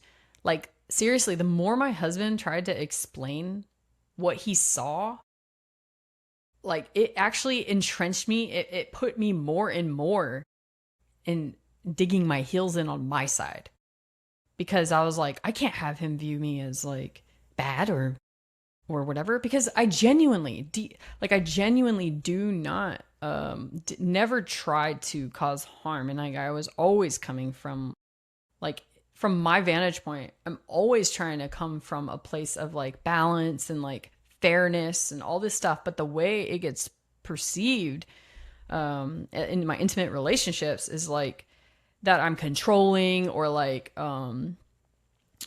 or rigid, that it's like completely misunderstood. And because there's no curiosity on either side of like, hey, what's actually going on, or like what help me understand what actually goes on in your head, like from a genuinely curious perspective. No one does that in relationships, or at least not after the first year or two. You stop asking questions and you start making assumptions. And that's when you're operating off of your corrupt code and all your mental filters from your past traumas and adverse experiences. So when I'm working with couples, the way that you actually start healing is through learning about the other person, like through curiosity. And one of the main things that the couples will end up asking each other is like, can you help me understand dot dot dot. That's what people need to be doing more of. And I've recently learned that that is actually linked to intelligence. That ability, it's actually a skill, and it's directly linked to how intelligent people are. If they can understand other people, or if they're try to understand other people and they're not super rigid in their assumptions. They stay open to other possibilities. And that is kind of how, at least in previous dictionaries back in the day, I follow this one lady. I forgot her name. I wish I could recommend her right now. She like digs into like the 1700s like dictionaries and stuff, and like the definitions and how they've changed over time. And so the original definition of like intelligence and intellect was directly related to your ability to understand, which requires curiosity. But so many people don't have curiosity anymore, and this is why we all want to fight each other when we feel like someone's different than us. They must be wrong. There must be something wrong about them. I can't take that someone's different. I gotta freaking fight them. That is the opposite of intelligent. That's like barbaric. That's like we're getting dumber. And it's not our fault. It's not our fault because there's a lot of fucking corrupt code running, okay? We only have two options of programming, guys. So we're basically deprogramming right now. All right, what we got? So this is a good question too. Yeah. So Bohica asked, "What if you're healing, but your significant other stays in the same space or the same place?" Yeah, very unfortunate when that happens. Okay, let me show you. I drew something earlier. Hope it's not too bright on the screen. I actually was putting. Yeah, Yeah, go ahead. sorry, she just followed up with, I guess they are in their own loop and energy field too. Mm-hmm. Yep. Um, I was actually I was creating a downloadable doc for this TikTok live because I was like, I'm about to freaking pour a lot of info out, and I was developing it. It was going to be like a little downloadable thing, like a quick reference guide. But I couldn't finish it. It was like, it's so hard to like, I don't want to say dumb this down, but like simplify what I'm explaining. That's the hardest part for me, and that's why it's so hard for me to articulate this in like 4-minute videos. It's so freaking hard. But anyway, so if you've ever seen this on my page, the ladder. This video went viral recently. The ladder. Okay, this is like the ladder of conscious awareness. Okay, so as you heal, basically your traumas, they you can think of them as like, the deeper the traumas, the more harsh the environment that you were in. It almost like unlocks your gifts. and you can view gifts in whatever way you would like to view them. So it unlocks your gifts, but your gifts will be distorted. So I view schizophrenia this way. Your gifts will be distorted and ungrounded and have a filter over them until you heal your traumas. So, because I think like people who have schizophrenia have massive gifts. Oh my gosh. But they like have no guidance to like help ground them in this reality. Anyway, so as you heal, you're going to climb the ladder of consciousness. You get more access. You basically like earn your wings almost. Because it's in order to advance in this game, you can call it. In order to advance in the game, you have to do the shit you don't want to do. Pretty much. It's like it's whatever you are putting off. You're like, whatever it is, it'll be like your response will be like, I know, I should. Or like, oh, I don't want to. That response is probably what you need to do. Like whatever that's linked to, that's what you need to do to be able to see more. Because it's like a oh no, where'd Keith go? He get kicked off? I'll bring him back in when he comes. Okay.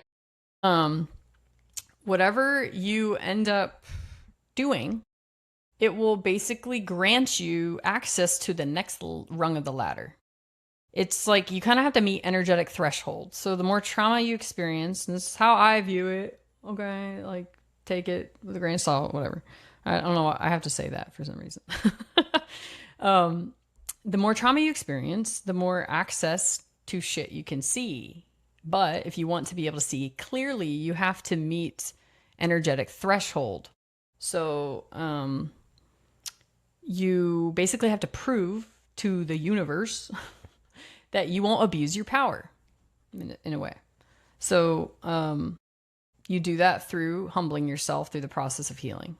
So if you're a freaking narcissist, you're not going to be able to see the world clearly. You're not going to get access to that gift until you heal and you're like, oh shit, I'm a narcissist and I hurt everyone around me. I should probably work on myself. Then you'll get more access to these things, I feel like. So if your partner is not doing their inner work and you will become lopsided.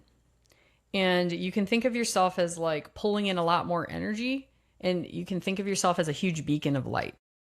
And if they're bogged down with a bunch of sludge and gunk and density because they have so much unresolved shit, and if you are married or partnered up, you likely have experienced the same depth of trauma. Not necessarily the same traumas, but the same like intensity of traumas, or like how you perceived it. If it like got deep enough. All right, cool. Keith's back. You're back, Keith. We missed you. Sorry. We missed you. Can you hear? Are you back? Are you still calibrating? Yeah, all right, here we go. Loading. Yeah, I just got really stupid on my phone. Okay. Yeah. So, let me see, where was I at? Okay. So if you've done a lot of healing, you're basically going to see things more clearly. You're going to pull in more energy. You're going to be like a massive beacon of light. Okay. So when you're partnered up with someone who has not done their work and they still have all this gunk, you're going to be seeing things clearly and with much more truth. And they're going to be seeing things in a very distorted way. Like, I hate everybody. Everyone's evil. Everyone sucks. Da, da, da, da. They're like naysayer. They're like very negative. When you are matched up with someone like this, you're going to start like repelling each other. Because it just doesn't match up anymore. You're not magnetically almost like attracted to each other anymore. You're not in resonance. So you're not going to be vibing, you can call it. So the other person is literally going to start viewing you as like evil, or like they're really going to start fucking hating you after a while. As you might not do towards them because you've done healing, so you can see more of the picture, but you'll see they might actually start getting more miserable because they're not budging.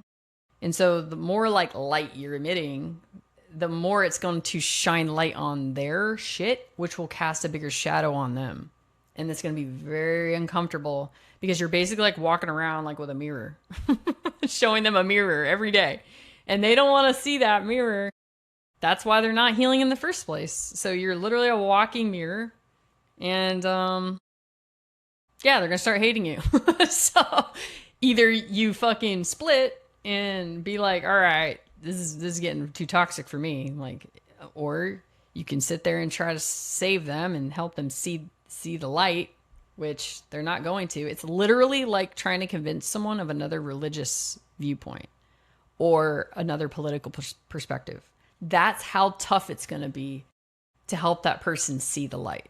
So yeah.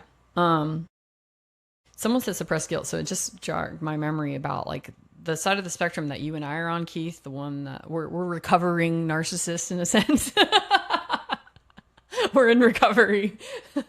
We're coming more to the middle of the spectrum now, but we will have tendencies that are like kind of like a little sketch sometimes. But we'll catch them.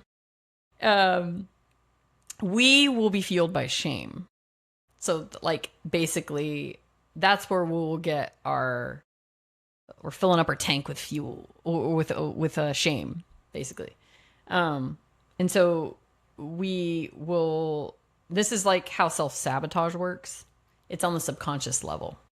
It's like the more you try to prevent something from happening, that's actually what increases the chances of it happening. And when this occurs, like when you find yourself in this freaking I don't know, what is it called? Like conundrum? What's the word, Keith? Yeah, that's a good. That's Is that the right word? I've never actually looked at the definition of conundrum. I've just heard it in this context. So I'm like, okay, we'll go with that. When you find yourself in this conundrum, you can bet your ass it's linked to an inner child. Bet your ass it's any self-sabotage is going to be linked to a fucking past trauma. Okay? Just know that. So any repeating loop that you can't seem to get out of, you're like, why does this always happen to me? Unresolved trauma.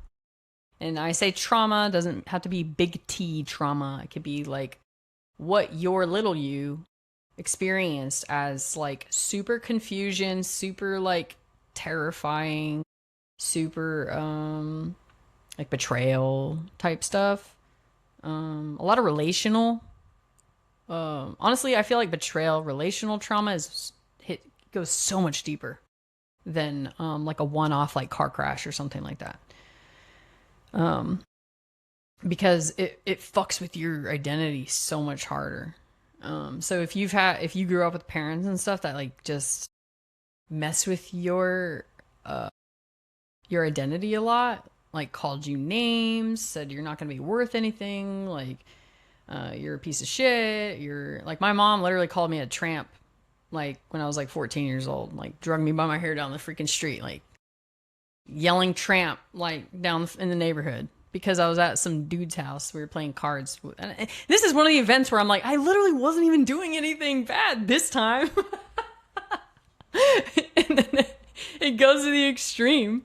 But like when your parent says things like this because they have unresolved shit that they haven't dealt with, it will mess with your head and it'll further entrench you in this like corrupt code.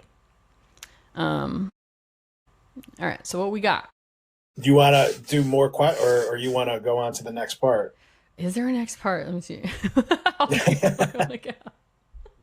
It never ends. I can go forever. Let me see. Okay, it's 10 o'clock. I got some more though. Let's see. Let me see here. I made little drawings. Let's see if I'm missing anything. Let me cover recursion real quick. These are all terms I never knew before until I like started applying it to the mental health space. But recursion is actually something people use in the computer world, in the tech industry. I don't fucking know, computer world. Anyway, I learned about recursions. Basically, like, the system, the output of something will feed into the next, will feed into the next, will feed into the next. So you can think of this as like the infinite screen of death on your computer, like the infinite windows, where you're like, oh my god, it's never ending. And basically, the infinite window thing will never end usually until your computer crashes or completely freezes. And that's when it'll end. So you can think of your experience in life and with the bad code you're running the same way. Or it doesn't even have to be bad code. It could be anything. You literally have to view yourself like an organic supercomputer. And your conscious awareness, your active conscious awareness, is the operator of your human, and your mind body like complex, you can call it, are is your vehicle, like is what you're operating. And your body and your mind are like a beautifully, like, super intelligent, a beautiful masterpiece, beautifully mastered supercomputer. Okay, who knows we're not going to debate who created this supercomputer. Okay, we're not going to get off topic, but it's highly intelligent. Okay, so basically you can program a human just like a computer. And I learned this through learning hypnosis. You are literally getting hypnotized majority of your day. You're literally in a hypnotic trance most of your day. Okay? I'd say like 90% of your day, probably. Or 95%. It can even go up that high. Basically, meaning you're operating off your back end code. Your Tesla is driving itself. So when your Tesla is driving itself, you're in a trance. And when you're in a trance, you're more likely to be suggestible to hypnotic suggestion. So it could be like advertisements, stuff like that. The goal is to get you into a trance. And the deeper the trance, the more they can program you. Okay, and I say they is a lot of people. Okay, the military is one of them. Okay, that's what basic training is. They're literally fucking programming you like a computer. That's why they have to break you down to your brass tacks code, whatever, and then they install a new code. And then you fucking get out of the military and they never deprogrammed you. So now you're still calibrated to the military program. And that's why I'm so pissed about this. And I'm creating my own transition assistance program with Keith. Keith is going to do the first half, and I'm going to do the second half. It's going to be like an hour long. That should be coming out in like a week or two. Depends on how long it takes me to do my half. But Keith is done with his. So we're After like a month. hey man, it's your first time. It's okay. You're my apprentice. So yeah, so basically people are hypnotizing. So yes, I'm trained in hypnosis, but I don't like, that's not my I'm watching Flowers and Fluck Off. Nice name. Do you hypnotize? I'm trained, but I don't like, that's not my primary modality, because I actually view hypnosis like it's kind of like you're doing like Rosebud on the Sims. You can like override some back end code, but sometimes you need more conscious awareness. Like sometimes, because trauma comes off in layers, so sometimes you actually need more access to your consciousness to actually process some stuff. I've seen it just come off in like so many different types of ways. So I don't like hypnotizing people personally, unless we're going in to the subconscious and they are in the driver's seat. Like I'm not guiding them through scenes and stuff. Like I'm just asking them what they see and like helping them. I'm like a shaman in a sense. Like, all right, let's go in. Like, what do you see? Okay, cool. Da da da da da. I don't like prescribing scenes and stuff, because you can actually install things unintentionally in the subconscious. And honestly, you need to protect your subconscious like more than anything. Like it's your most valuable asset. I feel like your subconscious is directly linked to like your soul, I believe, your spirit. And when certain codes get installed, it like can limit your access to your connection to who you actually are, or like your true essence, you know? So you'll see that in people that are just like I call them hijacked. They're fucking hijacked, bro. They're running off viruses. And you'll see that. You'll feel that. You'll be like, yo, what's wrong with this person?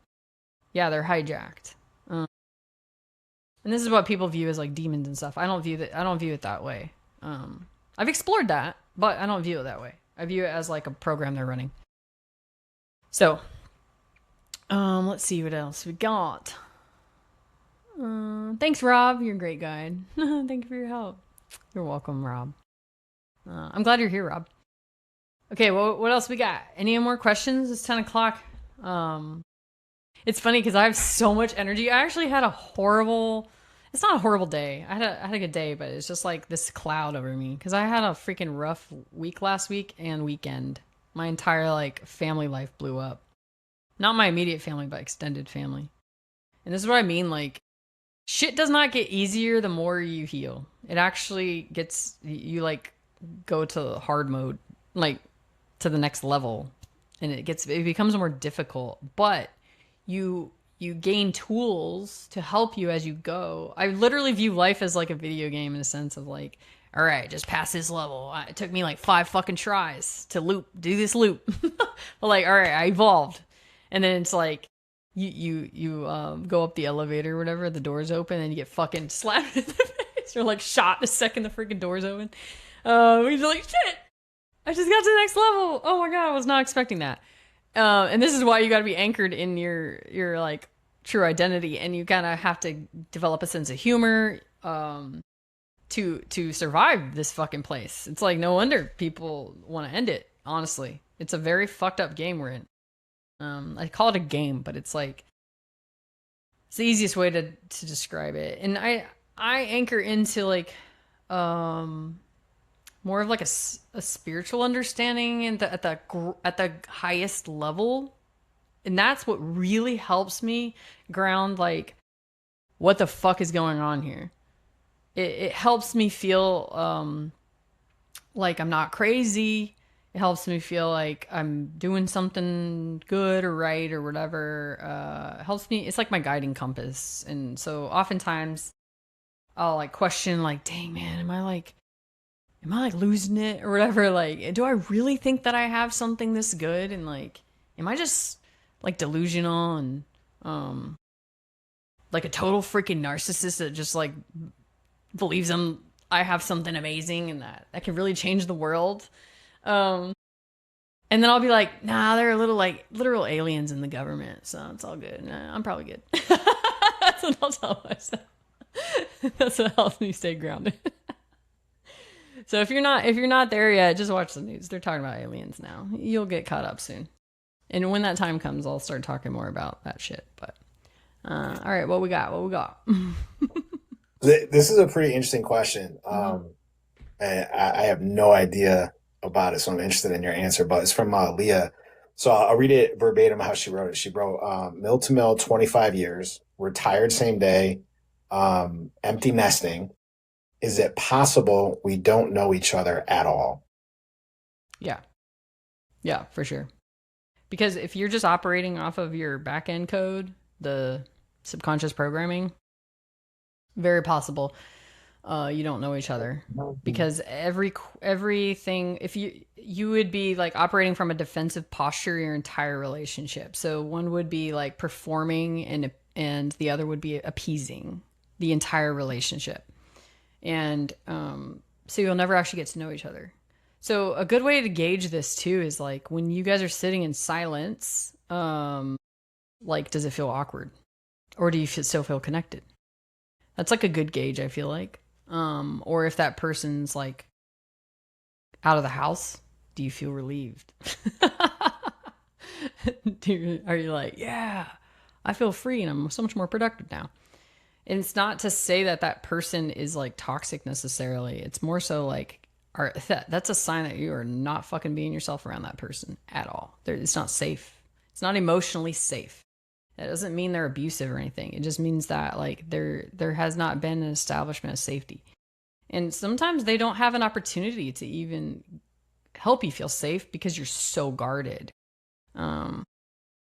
Like And then the more you guard and the more you try to protect yourself, the more they end up like losing their patience and like losing that view of you that's like more innocent or whatever, and they'll start getting frustrated by it, and then you'll start seeing a different side of them that'll confirm all your fears, and then you'll be like, see, I knew it, I knew they were a fucking asshole, or I knew they were a freaking narcissist, I knew they were gonna abuse me or whatever, this is why I never let my guard down. But you don't realize that the reason that they developed that in the first place is because you never let your guard down. And it's not that you're causing this, but it's like the way you two like interact in your energies, it just like creates this inevitable crash. That's like the more you guys pretend, the longer it's going to take for you to actually learn the lessons and like move forward, whatever that looks like, whether it's like getting a divorce or like leaving the relationship, or like being like, whoa, what the crap, and like maybe taking a hiatus for like separation or whatever it is. Or having a really deep talk that actually is the catalyst for like, wow, we don't know each other. Let's get to know each other. Let's go on dates again. Let's like ask each other questions, whatever it is. Just because you have just because things haven't worked out doesn't mean they can't like start working out, but both people have to want it straight up. Like, it cannot be one-sided. I promise you that. I've done enough couples sessions that like it's like I can see it from the beginning. I'm like, bro, they are not gonna last. But well, I don't like go in there thinking that, but I'm like, dude, this person is not budging, bro. They are not budging. They will not get humbled in any kind of way. They won't even look at themselves at all. They keep looking at the other person as the problem. Like, they will not budge. When that happens, like, it's not gonna work. Like, straight up. And usually it what causes that person to change is when the other person leaves them. And then they'll be like, oh my God, what was I doing this whole time? I should have opened up. But by that time, that person's gone. And that's their lesson that they had to learn. So the best thing you can do is just hold boundaries with people. It's going to reveal their true colors, and you always have to go off of people's behaviors, not what they're actually telling you. Like, it has to be like, what are you actually seeing compared to what they're telling you that they're doing or their intentions or whatever. Gauge off their behaviors, because oftentimes, like, so many people stay with the potential and like the good heart that they have, but their behaviors are not matching up. Which, it's not saying they're lying about their intentions or anything. It's more about like, do they actually have the capacity and the ability to practice what they're preaching? And a lot of people don't. And you'll see that, like, if they're like, I really want to lose weight, I'm going to go on a diet next week, and they do like 2 days and then they like revert back like within a couple days. That's a sign that they don't have that like internal discipline to practice what they're preaching. So you'll see a pattern. It's not just in relationships. It's like with everything in their life. They're like inconsistent or like not loving themselves. And that'll show up in a lot of different ways. All right. So we'll close it out in a second soon, just so this isn't like super long for YouTube. But got anything else, Keith, that you saw? That was the ones that I wrote down. Yeah, and there was just a lot of stuff that was coming in. So many things that like resonated. And then Leah had said one more thing too, which I think is so important. He says he wants it, but no actions towards healing, avoids conflict, and stays comfortable. And that just reminded me, like, I heard this thing once that really helped change the way I looked at my comfort zone, because that's all I wanted.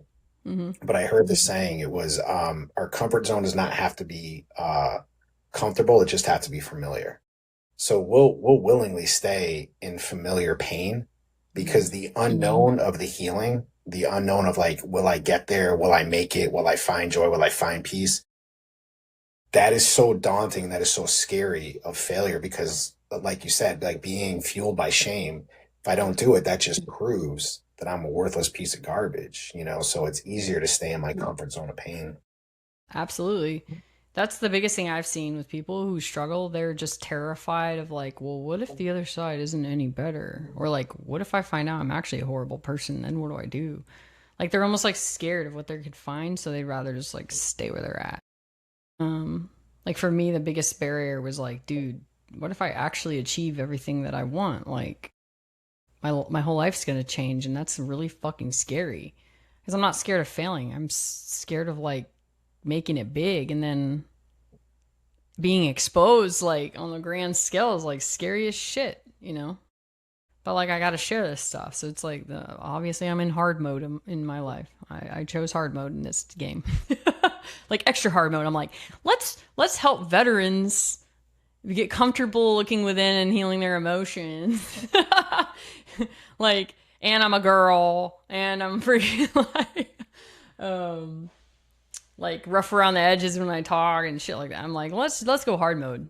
I want to do that. I want to target the population that's the hardest to reach and do it in the most unconventional way. Yeah, I could do that. Gabriel, if you're asking if it's immoral to subconsciously program your spouse, you probably already know the answer to that. That's why you're asking. If you can think of that question in the first place, you already know the answer. I don't even need to tell you. That's up to you, though. Can you live with that? Rob, the session that I had with you to take me back to a traumatic event in my past was great. The mission we went on to save little me was life-changing. Yeah, man. I literally call them rescue missions. That's actually the name of the model I'm like fleshing out. I'm like really trying to freaking put this model together to where it's like succinct and it's like easy to comprehend. It's like very difficult to like compress this, but it's called the spiral recovery model. Because you spiral in, because that's how nature works. You operates in spirals, and when you're looping, you're in a closed loop, and you're like, "Fuck, keep doing the same fucking level again and again and again."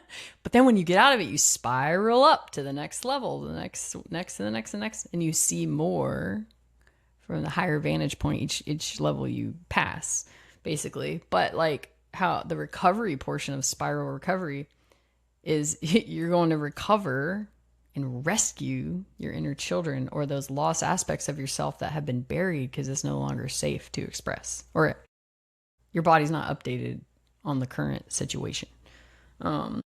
And also, and then we learned after the fact that spiral recovery is actually like a maneuver that pilots use when they're like, there's like actual maneuver they do, and it like kind of mimics in a way like what we're teaching. So if you want to learn how to like apply this better, the veteran override workshop in my bio is it's a 2-hour workshop. It's recorded. It's like pretty good for if you're a military veteran. It uses a lot of lingo from the military to like really, we did that on purpose because the subconscious likes what's familiar. You can basically bypass the protective layers when you use familiar language. There's less resistance. And this is why I think a lot of like VA treatment is like so unhelpful, because they're using all this language that's like foreign to the programming you have. So you have to go through so many layers of resistance of like, what the fuck does that mean? Or like, do they think they're better than me or something? Or like, think I'm stupid or something, whatever. There's so many things that the conscious mind is going to like catch and be like, I reject that. I resist that. So when you're using familiar language like RTO, Scouts, QRF, Command Center, I literally formulated the Veteran Override workshop into an op word. So I'm like, all right, guys, we're going on a mission. Like, and so you're speaking a language and shit. And so it's easier to bypass not even bypass, but just like the protectors are like, all right, you can come through. You seem safe. And that's what cuss words do. I feel like cuss words are like, what did I call it earlier, Keith? Like cussing is it's like a barrier to like not let in the people who don't deserve to know this shit. They're not ready to hear it, basically. It's not that they don't deserve it. They're not ready to hear it. So like they will only fucking pay attention to the fact that I cuss a lot instead of actually hearing the message. So it's like a energetic barrier to keep the ones who aren't ready to hear it out. It'll overwhelm their system if they hear the message fully. It'll fuck with their identity too much. Their ego will like kick it back. And then I'll look evil to them or whatever. Um, People will fight you when you're speaking too much truth, man. It's like too much for their system to handle. That's why like they got to drip out disclosure very slowly as far as like the alien stuff I was talking about. All right. Yeah, so thanks guys for watching. We got a lot of people in here. This is awesome. Thank you Keith for being here. You're like as my kind of like security guard, but we actually didn't really need it, I don't think. Did you even have to mute No. anyone? Wow. Yeah. That's freaking awesome. I didn't have the like ability to, because like I'm a guest or something, but like yeah, okay. everything came in. Like there was a couple of like things, but you like saw a couple trolls. yeah, but I mean, or at least people just like saying whatever. But for the most part, like it seems, and please like tell us in the comments, like this resonates like pretty deeply, because like something's missing, you know, and I truly believe it's going to come up to like to veterans to figure this shit out. You know, I mean, that's like when I was in, everything was about adapt and overcome, and we're at this place like with mental health right now. Absolutely, man. Like I don't even view it as like mental health. Like I don't like attributing things to a diagnosis either anymore, because I'm like, dude, it's your system needs an update. That's it. Yeah. You just need to like update. But unfortunately, the updates only become available as you go through the levels. So you won't know what you don't know until you know, kind of thing. It's like this freaking whatever the hell we sign up for is like it's pretty fucked up, man. At the end of this all, we'll come kumbaya and laugh together, I imagine. Yeah. But yeah, thanks you guys for joining. Check out the link in my bio. If you're not following me, follow along. If you're a veteran, Keith and I are going to put on a transition assistance program workshop. It'll be like an hour long in the next like couple weeks. So probably gonna do like $20 or something for it. And then we'll record it and post it. But I hope that this recorded, dude. I did not click record. I've never used the TikTok studio. I fucking hope it recorded, because I've used it on my phone before and it automatically records. I hope it did. Oh, but if it didn't, you guys are freaking. I trust that whoever was here is meant to be here, and whatever parts you heard is exactly what you're supposed to hear. So I really appreciate it, and thank you for gifts. Like I don't know enough about like the TikTok gifts and stuff like that, and like donations and all that. I don't know anything about that. So if you did donate to me and like you supported me in that way, thank you very much. That that's very nice. It's helpful, because I will feed that back into like helping veterans get like the veteran override workshop for free and stuff like that. So that's the goal. All right, guys. Well, I hope you have a great night, and I hope this recorded. If it did record, it'll be on YouTube probably by tomorrow. My handle is Valor Healing on YouTube. Follow me over there. I'll be posting more long form stuff there too. Okay. Thank you so much, Keith. Thank you guys for joining, and I hope you guys have a really great night. You take care. See ya.